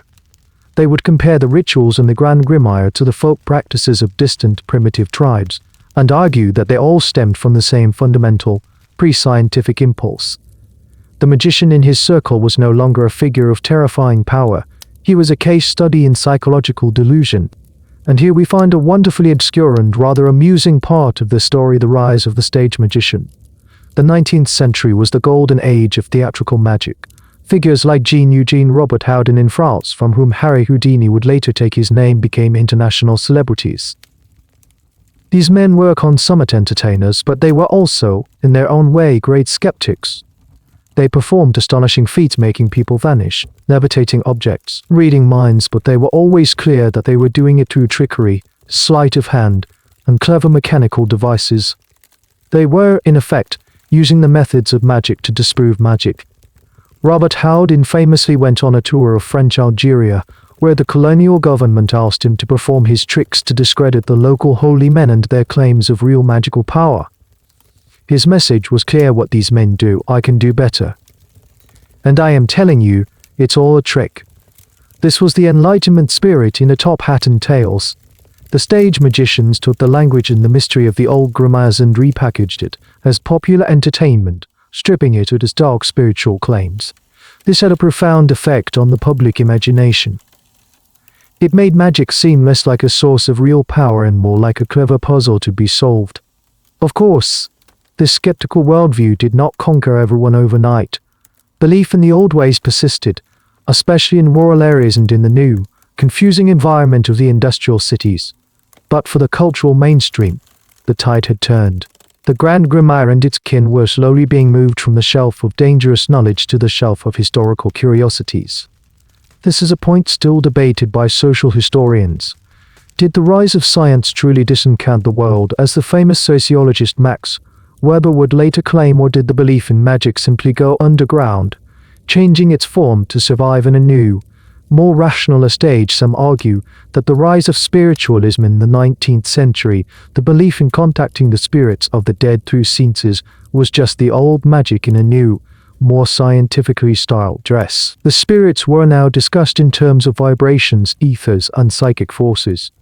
But the fundamental desire to contact an unseen world remained. Even so, the great skeptics of the 19th century had dealt a serious blow to the authority of books like the Grand Grimoire. They cowed and destroyed the book, but they could reframe it. They turned it from a terrifying handbook into a fascinating fossil or relic of a time before we knew better. The book was no longer a current present danger, it was a ghost from the past. As the cold, rational light of the 19th century shone brighter, the Grand Grimoire itself began to transform. It didn't just vanish. Instead, its potent ideas started to leak out of the closed world of occult practice and seep into the much wider world of popular culture. The book and the legends surrounding it slowly morphed from a practical guide, however misguided, into a powerful storytelling device. It was entering its ghost story phase. The 19th century was obsessed with the past. The Gothic revival in architecture filled the landscape with new buildings that looked like medieval castles. In literature, the Gothic novel, which had started in the late 18th century with books like Horace Walpole's The Castle of Otranto, became a dominant genre. These were stories filled with haunted ruins, ancient curses, family secrets, and a delicious sense of supernatural dread. And the Forbidden Book of Black Magic was the perfect plot device for such a story. You can almost picture the scene. A curious young heir exploring the neglected library of his family ancestral manor. Behind a loose pumbling ancestral manor, behind a mysterious leather-bound volume. The title is in a strange language, and the pages are filled with unsettling diagrams and words printed in reed. It is, of course, a copy of the Grand Grimoire. The rest of the story writes itself. The protagonist, driven by curiosity or a desire for some forbidden knowledge, reads from the book. He unleashes a ghostly presence, awakens an ancient family curse, or finds himself haunted by a dark entity that he cannot control. The book is no longer a tool for the magician, it is a trap for the unwary. This is a crucial shift. In the original context, the operator was meant to be in charge. The Grimoire was a handbook for mastering spirits. In its new, fictionalized life, The book itself is the master. It is an active, malevolent object that brings ruin to whoever opens it. This is a much more passive, and in some ways more modern, form of horror. The horror comes not from a deliberate act of seeking power, but from a simple, relatable mistake opening a book you shouldn't have. We see this theme appear in the works of many great writers of the era. The American author Edgar Allan Poe, a master of psychological dread, wrote stories filled with arcane knowledge and forbidden texts that doctor their readers to madness. In France, writers of the fantastique genre played with similar ideas. The Grimoire became a stock character, a reliable way to introduce a supernatural element into an otherwise realistic story. Levi basically took the Grimoires and psychoanalyzed them. But in doing so, he solidified their reputation as things of great symbolic power. He often wrote about the Grand Grimoire in particular, calling it a black and dangerous text, a perversion of true magical principles. He simultaneously dismissed it as crude superstition and elevated it as the ultimate symbol of dark magic. This, of course, only made it more famous and more alluring. His work was hugely influential on later generations of occultists and also on fiction writers, who borrowed his sophisticated, symbolic interpretation of magic for their own stories. The academic debate continues on whether Levi was a genuine mystic, or a brilliant showman who knew how to sell old ideas to a new audience. So the Grimoire was now living a double life. In dusty corners, there were still people who believed in it literally, who sought it out for its supposed practical power. But in the public sphere, it had become a creature of fiction. It was a ghost, a myth, a piece of literary shorthand for ancient evil. This process protected it in a way. By turning it into a story, people could continue to engage with its terrifying ideas from a safe distance.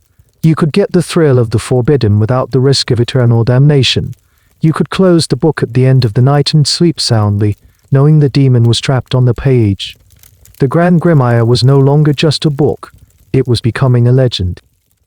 As the 19th century faded into the 20th, the Grand Grimoire found a new, even more powerful medium to haunt the silver screen. The birth of cinema created a whole new way to tell stories, a way to make the imaginary seem terrifyingly real. And from the very earliest days of horror filmmaking, the cursed book was a go-to trope. It was visual, it was mysterious, and it was an easy way to kickstart a supernatural plot. Its spiritual DNA is everywhere. Think of the classic horror movie setup. A group of young people, or a family moving into a new house, discovers an old, strange-looking book in the basement or the attic. The book is bound in dark leather, maybe has a weird symbol on the cover, and is filled with strange incantations and drawings of demons.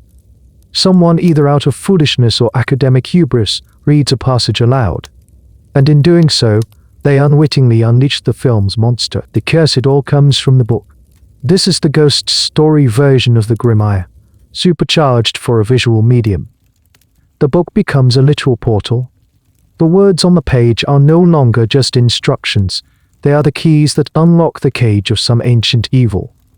This is a brilliant simplification of the Grimoire's original purpose. The complex rituals, the long preparations, the haggling over pacts, all of that is streamlined into a single, dramatic moment, the reading of the forbidden text. One of the most famous and direct inheritors of the Grand Grimoire's legacy in cinema is the Necronomicon Ex Mortis, the Book of the Dead from the Evil Dead film series. It's a perfect modern Grimoire. It's bound in human skin, inked in blood, and filled with passages that, when read aloud, summon a relentless demonic force. The Necronomicon is the Grand Grimoire turned up to 11, a pop culture icon of forbidden knowledge that owes a huge debt to the reputation of the little blue books of 18th century France. But the Grimoire's influence isn't just in over-the-top horror. It appears in more subtle ways too. In countless films and television shows, we see the lore dump scene where the heroes, faced with a supernatural threat they don't understand, must consult a wise old expert. This expert, often a librarian, an antique book dealer, or a retired professor, will pull a massive, ancient-looking tome from a dusty shelf. Ah yes, they'll say, the demon VOLAC, according to the 16th century Grimoire. The book becomes a source of exposition, a way to give the monster a backstory and reveal its weakness. In this role, the Grimoire is tamed. It's no longer a direct threat, but a tool for the heroes, a source of the information they need to win the day. And here we stumble upon a fascinating and slightly quirky detail of modern pop culture. The specific names and hierarchies from these old grimoires have become a kind of open-source monster manual for creators. Writers of horror movies, fantasy video games, and comic books will often dip into books like The Key of Solomon or the Grimm or Iumverum to find authentic-sounding names for their demon named Poimon. Have you ever seen a movie with a demon named Poimon or Bur or Valake? Those are not modern inventions. Those are names taken directly from the demonic catalogues of these centuries-old magical texts. This practice is a point of some debate.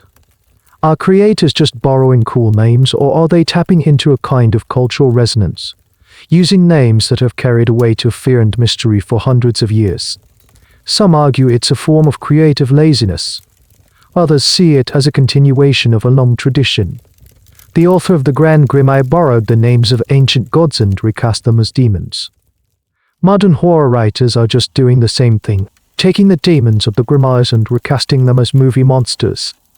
So the Grand Grimoire, a book that started its life as a piece of sensationalist French literature, has achieved a strange kind of immortality.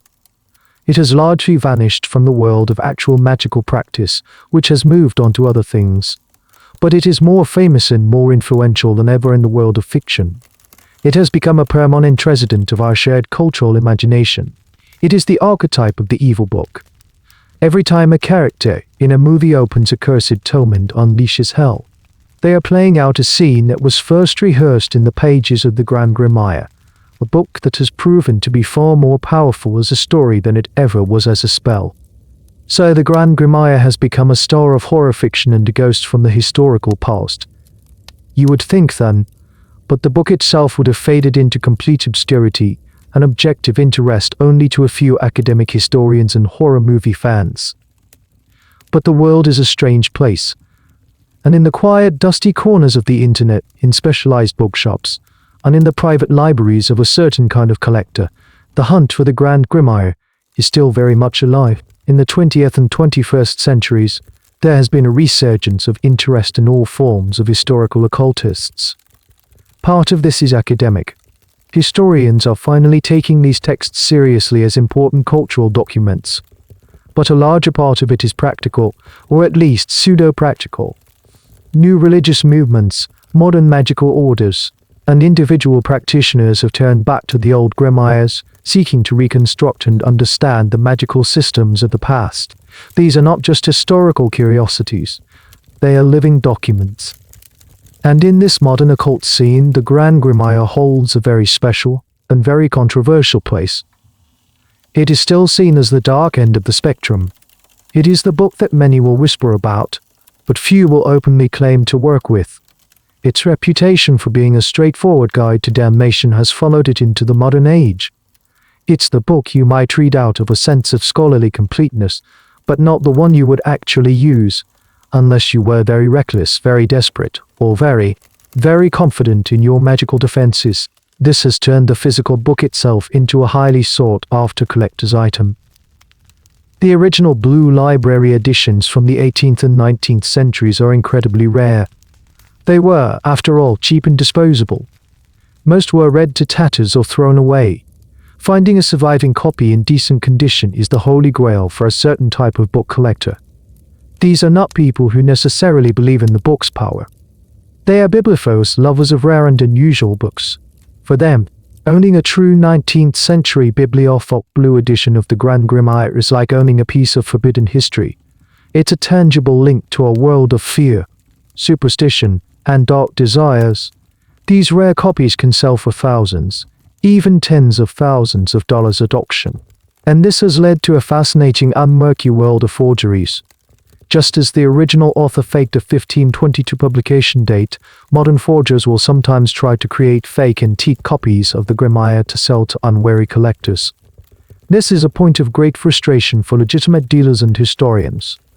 The book's entire history is steeped in fraud, and that tradition continues to this day. Then you have the modern occultists who are not just collectors, but are actively trying to work with the text. This is where things get really interesting. How does a modern person living in a world of science and technology approach a text like this? The interpretations vary wildly. Some are fundamentalists. They take the book at its word and attempt to perform the rituals exactly as described, though one assumes they have trouble sourcing some of the more exotic ingredients. Others take a more psychological approach in the tradition of Eliphas Levi. For them, Lucifuge Rofocali is not an external, literal demon. He is a symbol of the shadow self, the dark, repressed parts of the human psyche. The ritual of the pact, in this view, is a dangerous but potentially transformative journey into one's own inner darkness. It's a form of high-risk psychotherapy. To make a pact is to confront and integrate your deepest fears and desires. This is a very popular interpretation in modern occult circles, as it allows one to work with the powerful symbolism of the Grimoire without having to believe in a literal red-skinned devil with a pitchfork. The academic debate here is whether this is a legitimate evolution of the tradition or a modern attempt to sanitize and rationalize what was originally a very straightforward and non-psychological text. And here's a wonderfully strange and obscure fact of the modern era. You can now, of course, find the entire text of the Grand Grimoire online for free, in dozens of different translations. A book that was once a rare, forbidden, and dangerous subject is now just a few clicks away. This has had a strange effect. On one hand, it has completely demystified the book. Anyone can read it and see for themselves that it is not a book of earth-shattering secrets, but a rather repetitive and historically fascinating text. On the other hand, this easy accessibility has given its legend a new life, spreading its fame to a global audience that the original colporteur US could never have dreamed of. The modern hunt for the Grand Grimoire is a hunt for many different things at once. For the collector, it's a hunt for a rare artifact. For the historian, it's a hunt for historical understanding. And for the modern magician, it's a hunt for a kind of authentic primal power, the connection to a tradition that feels more raw and dangerous than much of the sanitized spirituality on offer today. The book itself may be old, but the human desires that it speaks to, the desire for power, for knowledge, for a glimpse behind the curtain of reality, are as new as this very moment. After this long and strange journey, from the mythical Tomb of Solomon to the horror movie screens of the 21st century, we are left with a quiet, lingering question. What was the real danger of the Grand Grimoire? Was there ever any genuine, supernatural power in its red and black pages, or did its danger lie somewhere else entirely? Let's imagine for a moment, just for the sake of the story, that the magic is real. That if you follow the instructions perfectly, Lucifuge Rofocali really would appear in a cloud of foul-smelling smoke. Even in this scenario, the book itself is just a tool like a hammer. A hammer can be used to build a house or to cause great harm. Its power is inert until someone decides to pick it up and use it. So even if the magic were real, the danger wouldn't be in the book itself, but in the human will that chose to enact it. But now let's drift back to our world, the world of history and human psychology. In this world, the consensus is clear: there is no verifiable evidence that the spells in the Grand Grimoire work in a supernatural way. So if the book cannot actually summon a demon, does that mean it was never dangerous? Not at all. Its danger was just of a different kind. It was the danger of an idea. The true power of the Grand Grimoire was never magical, it was psychological. Its danger lay in what the idea of the pact could do to a person's mind. Think about it.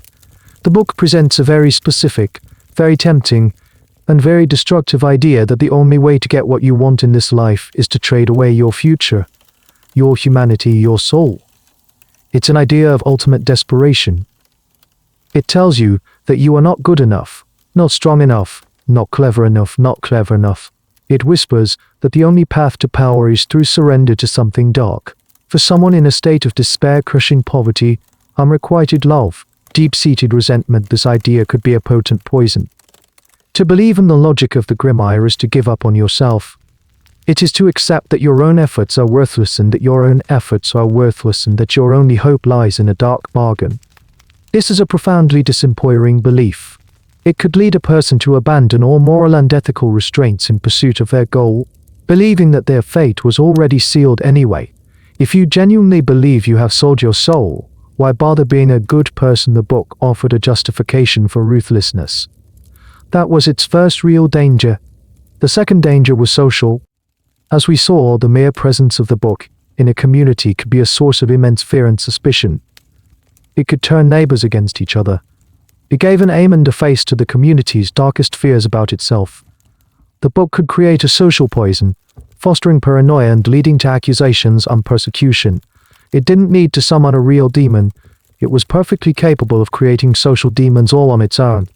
And here we can touch upon a debate that continues among sociologists and historians of religion. Does a book like the Grand Grimoire create dark desires, or does it simply give a language and a structure to dark desires that are already there? The answer is likely both. It's a feedback loop. The book taps into pre-existing human anxieties about power, wealth, and mortality. But by giving those anxieties a specific, ritualized form, it amplifies them. Formless discontent turns it into a focused, destructive obsession. The Grimoire didn't invent the darkness in the human heart, but it did offer it a very detailed and compelling business plan. There's a strange, almost tragic, irony in this. The Grand Grimoire presents itself as the ultimate shortcut to power. But its real effect was often the opposite. It was a trap of the mind. By focusing all of one's energy on this dark, external solution, a person might neglect the real, practical steps they could take to improve their own life. The time spent trying to source verge in parchment into fruit-free hazel branch could, perhaps, have been better spent learning a trade or planting a field. The book was a distraction. It was a promise of easy power that could lock a person into a cycle of powerlessness, forever waiting for a magical solution that would never come. So, the real forbidden knowledge in the Grand Grimoire was not some ancient secret of spirit summoning. It was a very modern and very human piece of dangerous wisdom, the knowledge of what a person is capable of believing and doing when they are convinced that there is no other way out. The book was a mirror, and the frightening face that looked back from its pages was not that of a demon, but of a desperate human being. That was always its true and most terrible secret. The story of the Grand Grimoire does not end in the past. It continues today in a quiet but persistent controversy that circles around one simple question: should this book even exist? We're not talking about the rare antique copies, which are historical artifacts. We're talking about the modern reprints, the paperbacks and hardcovers that you can buy from online retailers or in specialty bookshops. The controversy is about the ethics of republishing such an infamous text. On one side of the debate, you have the advocates for preservation and open access. This group is made up of historians, academic researchers, and many modern occult practitioners. Their argument is straightforward: the Grand Grimoire is an important historical document. It is a window into the fears, beliefs, and social conditions of the 18th and 19th centuries. To suppress it, they argue, would be an act of historical censorship. It would be like tearing a page out of a history book because its contents are unsettling.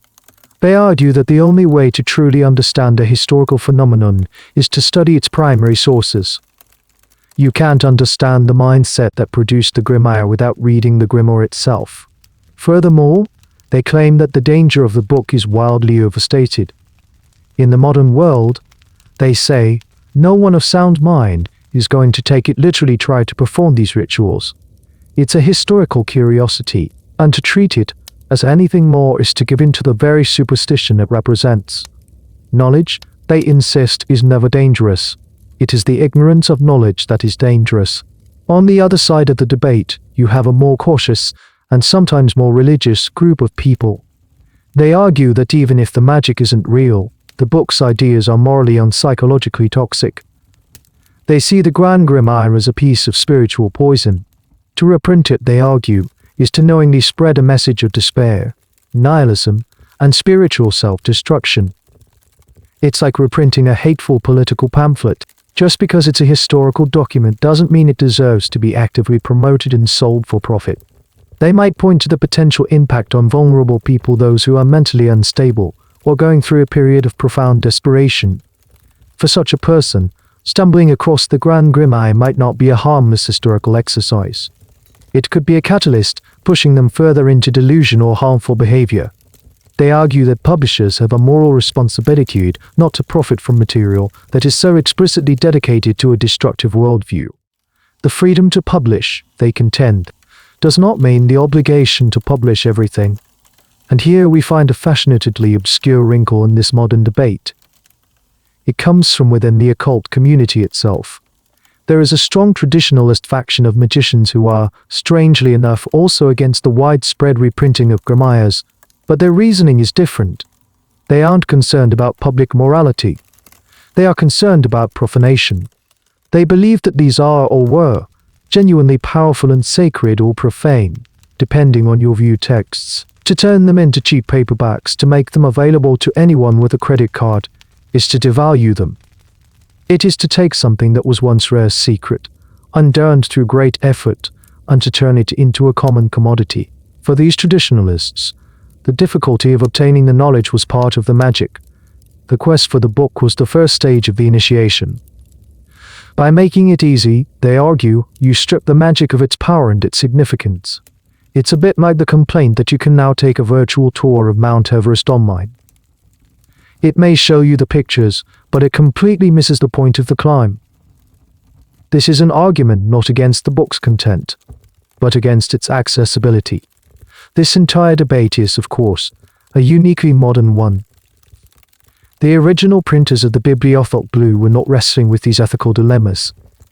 They were businessmen, and the book sold well. But today, in a world that is both more secular and more conscious of the potential harm of ideas, the question has become more complex. There is no easy answer, and the debate continues in online forums, in academic journals, and in the catalogue descriptions of publishing houses that choose to print the book. What is a publisher's responsibility? Is it to preserve history, or is it to curate a collection of works that are, at a minimum, not actively harmful? The Grand Grimoire, in its strange, unsettling way, forces us to ask these questions. It is a book that was born in controversy, and it seems destined to live in controversy, a quiet but persistent testament to the fact that some ideas are so potent, we're still not quite sure what to do with them.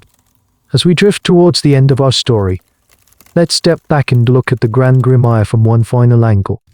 We have seen it as a magical handbook, a historical artifact, a piece of folklore, and a horror movie trope. But there is one more identity we can give it, one that perhaps gets closest to the source of its enduring power. Let's see it as a symbol of the ultimate act of rebellion. Think about the world in which the Grimoire was born and became popular. The 18th and 19th centuries in Europe were a time of immense, suffocating authority. You had the authority of the monarchy, an absolute power that claimed to be ordained by God. You had the authority of the church, which governed not just your spiritual life, but your moral life, your social life, and often your intellectual life, and you had the authority of a rigid social class system which, for most people, determined their fate from the moment they were born. You were born a peasant, and you would die a peasant. Your horizons were limited, your power was non-existent, and your life was governed by forces far beyond your control. In this context, what could be a more profound act of defiance than to seek out the Grand Grimoire? It was a book that rejected all of these authorities in one single, dramatic gesture. To even earn the book was to commit an act of rebellion against the church.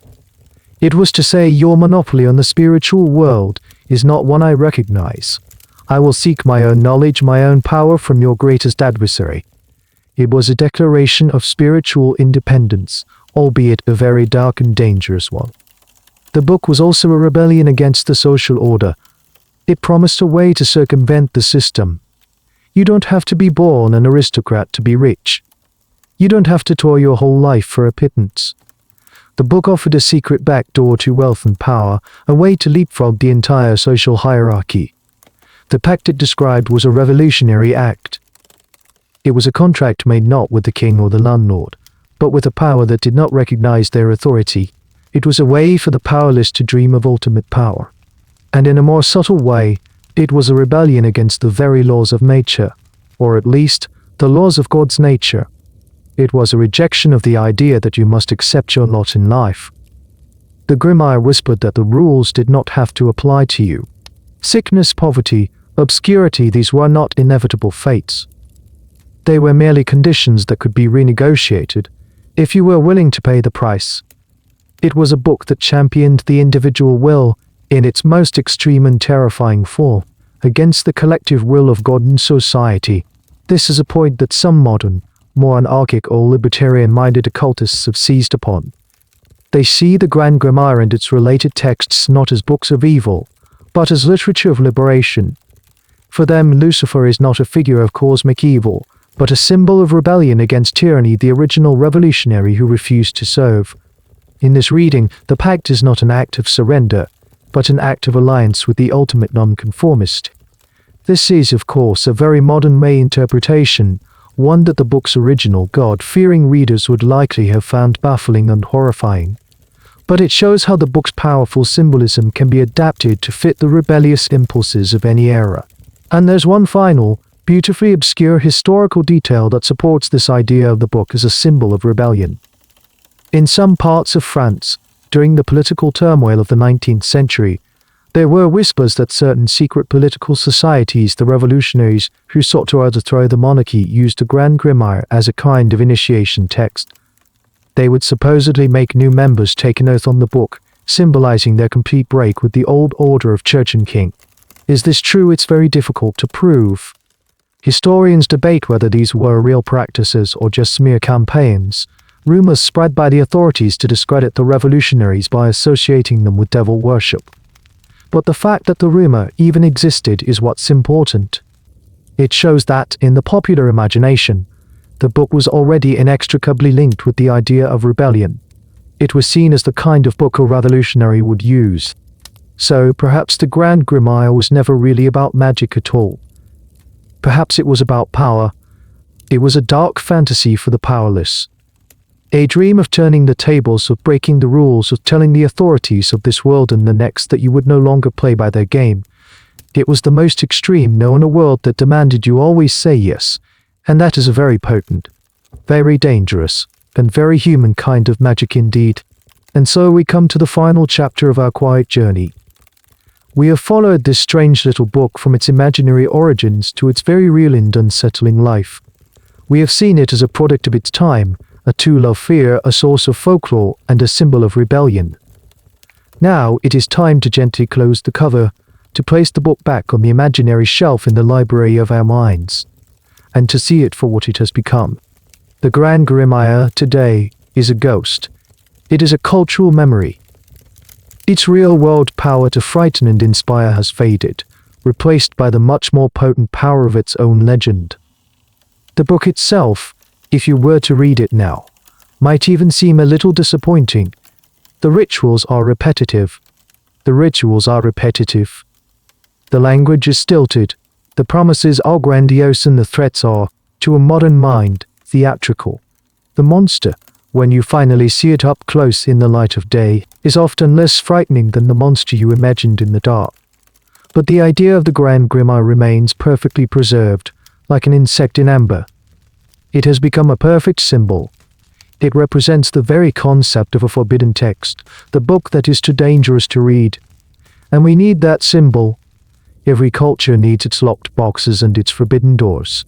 We need stories that remind us that some knowledge comes at a price, that some desires are dangerous, and that there are lines that perhaps should not be crossed. The Grand Grimoire serves that purpose for us now. It is our culture's designated evil book, and it plays its role perfectly. There is a final, wonderfully ironic twist to the story of this book. For a text that is all about making a pact to gain worldly riches, the book itself has become the treasure. The real money made from the Grand Grimoire today is not from using its spells to find buried gold. It's from selling the book itself, the rare antique copies, the modern scholarly editions, the glossy paperback reprints. The book that promised to make its readers rich has instead made its publishers and dealers rich. The cynical author of the original Bibliophile Blue edition, wherever he is, would surely appreciate the joke. The academic debate about the book's true origins and influence will, of course, continue. Was it a sincere work of folk magic, or a brilliant piece of commercial fraud? Was its author a true believer, or a clever hack? The truth is, we will likely never know for sure, and that is part of its enduring charm. The book, like its fiction and author, remains a phantom, a mystery. It guards its secrets well. Its final magic trick was to erase its own history, leaving only a legend behind. So, let's leave it there. Let's picture it now not as a cursed object, but simply as a mirror. A dusty old and slightly warped mirror. And for the past few hundred years, it has been held up to the face of Western culture. In it, we can see the reflection of article instability. We can see the reflection of our enduring desires for power, for wealth, for knowledge, for a sense of control in an uncontrollable world. The reflection is not always flattering. It shows us the shadows, the superstitions, the desperation, and the strange, dark corners of the human heart. But it is a reflection of us. The Grand Grimoire was never a window into hell. It was always just a mirror. And now, you can let that reflection fade. You can let the image of the book grow soft and distant. You can let the library of your mind grow quiet as the last page is turned and the story comes to a gentle, silent end. And now the story is over. The book is closed. The shelf is quiet. Let the echo of the words fade like ripples on a still, dark lake, becoming smoother and smoother until the surface is like glass. Any thoughts that remain about the story, you can just let them drift away, like little paper boats carried off by a gentle current, out of sight, out of mind. There is nothing left to analyze, nothing to remember. There is only this moment, this comfortable darkness, this feeling of pleasant weight. You can feel your body sinking just a little deeper into the support beneath you, a feeling of safety, of letting go completely. The journey is done. You have arrived at a place of pure, simple rest. The air you breathe is calm and slow, and with each breath out you can feel yourself becoming softer, looser, more at ease. The world of stories is behind you now, and the world of dreams is waiting, a quiet, open landscape with no paths and no destinations, just a peaceful space for your mind to wander, or to simply be still. Let the silence now be your companion, a soft, warm blanket of quiet wrapping you in peace, as you drift and float and find your way into a deep and truly restorative sleep. The story now rests. If you find you need a little more time, there are other gentle journeys waiting on the channel. Otherwise, simply allow this silence to carry you into sleep. Good night.